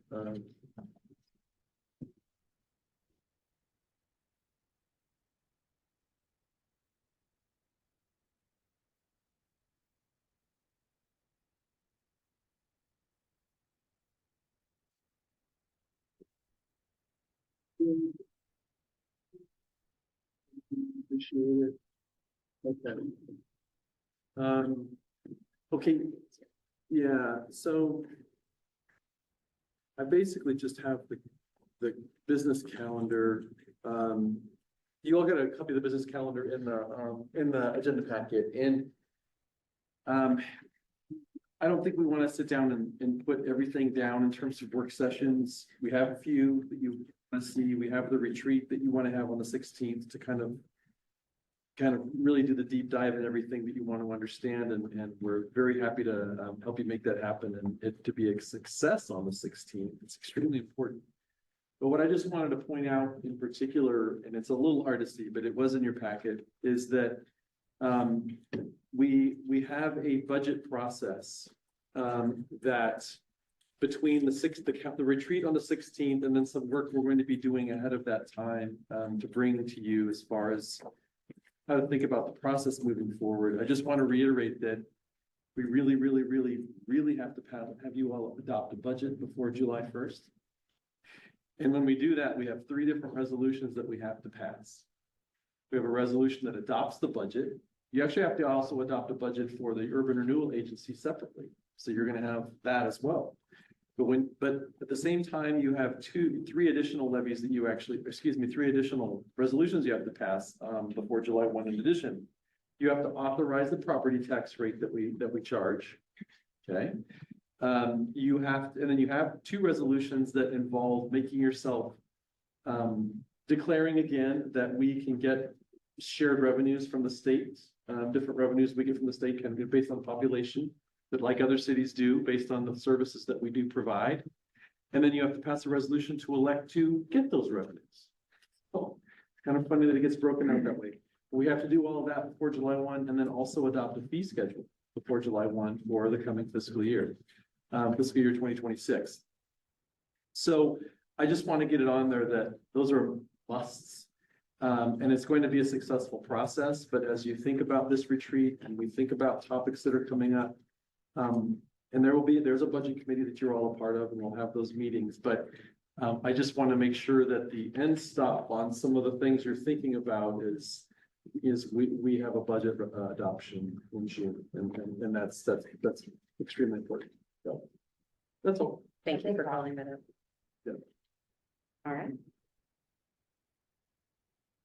If that's it. I was reading about the budget. We have all the 6 sandwiched together in June. We have the July deadline. Can we do it in May? Spread it out? You know, why didn't we do the last minute? I'm sorry, Councilor Page, which part or what part? Well, there's some things we always do, like we have the tax levy we always work, but can we do that earlier? than just all at once? Actually, no, because until you know what your budget is, you don't know how much you're gonna levy for property tax. So unless you were to, unless you just had me to put together a resolution that said, and I don't know why you wouldn't do this, you could, actually, why not, but, so the city has a permanent property tax levy rate of $2.17, that's the maximum it can charge. That's it, that's what we try. And I don't know why anybody would wanna charge less, but either way, if you all said, yes, we want to charge the maximum levy, we've gone through a budget process. I think we could do it ahead of time, but passing the resolution doesn't take long in a meeting, so. Yeah. It's the budget process getting there that takes time.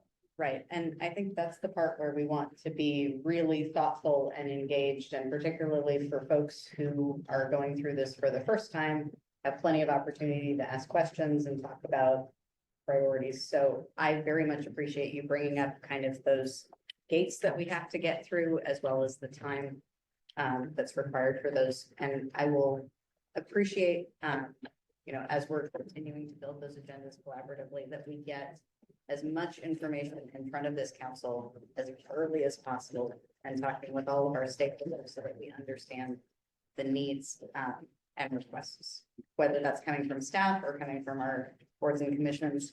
I think we need to be communicating early and often. Very good. Is there a schedule for the budget committee yet? They schedule the meetings? Not yet. Okay. What I mean by I'll be coming to you with some more, we'll be coming to you with some more information is, hopefully by the 18th of February 18th or 18th meeting, but it might be March 3rd. I want to come to you all with kind of a master schedule, and we'll probably include calling a kickoff budget committee meeting earlier than usual. The process we've done in the past has always been, staff puts together kind of a budget based on known goals and objectives, because we kind of had the same council for quite a while. And that enabled us to just basically call budget committee meetings in April with a completed proposed budget. And then over the course of 2 meetings, maybe 3, the budget committee, hears it, asks for clarifications, revisions, what have you. And then it's done. They pass approval of the budget on a city council, and city council, does their thing in June. But many of you are new. And so many of you all probably have new, different ideas, questions, things like that. So I think we're probably gonna want to have a kickoff budget committee meeting earlier, but I'd like to work on how to take advantage of that best, given that your retreat on some of these crucial issues is on the 16th. So we want to time that well. Yes, I don't want the budget committee starting in April as the bottom. On board. I see a hand all the way down. So I did have that question also about the budget committee. I know we mesh with this. This is an opportunity, I think right now, to say, let's put this item on the 218 or the calendar, the schedule, structure on the 218 or 3 meeting, your choice. From my perspective, it could be your choice, if council agrees. And then, in terms of documents and supporting information for that, I think it's really just sort of knowing, when, who's meeting when, where we are, that kind of thing. If that's just what we're looking at, we're not talking about budget details, we're not talking about wants and desires, but we want to make sure that everybody gets that information, and that could be a good agenda item. Does anyone else see any other sort of documents they would need at that juncture? I think understanding the current budget in a little more granular detail is probably a good artifact to have along with that, especially for those of us who are reviewing it for the first time. And I think at some point prior to the budget committee beginning to meet, this council does need to identify vision, priority, and what we are tasking them with. There's never enough money for everything. Where we want to give them direction as a council. So let's make sure we leave time for.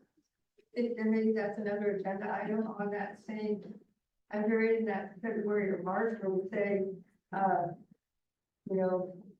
here are as a council, here are the broad areas. I don't think we need to get into the minutiae or the details or specific kinds of things, but here are the broad areas, so that staff is already working with that, and they've already been working on the budgets, and there's already existing pieces that will have to be funded. But that would be an agenda item we could have there, and if there are specific things, Bill, that you want to bring forward, I think that council would like to see that, council agrees. Yeah, I would just suggest we do it on through 18, because to Bill's point, we need to buy ourselves as much time as possible. Can I say that, on the budget committee, when I started the budget committee, you do walk through the whole process and you really get the minutia and detail. So as a council member, you're gonna have that opportunity again, because you're also on that committee. So, it will happen, even though, everybody will become familiar with it in the process itself too. All right, it is quite late and we still have more business to do. So at this point, I will entertain a motion to adjourn.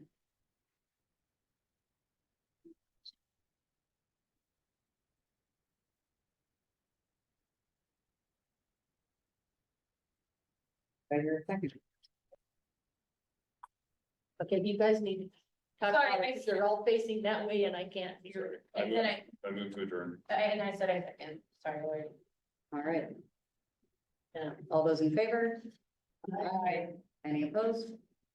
Hearing none, motion carries. Stop. Because we have a different-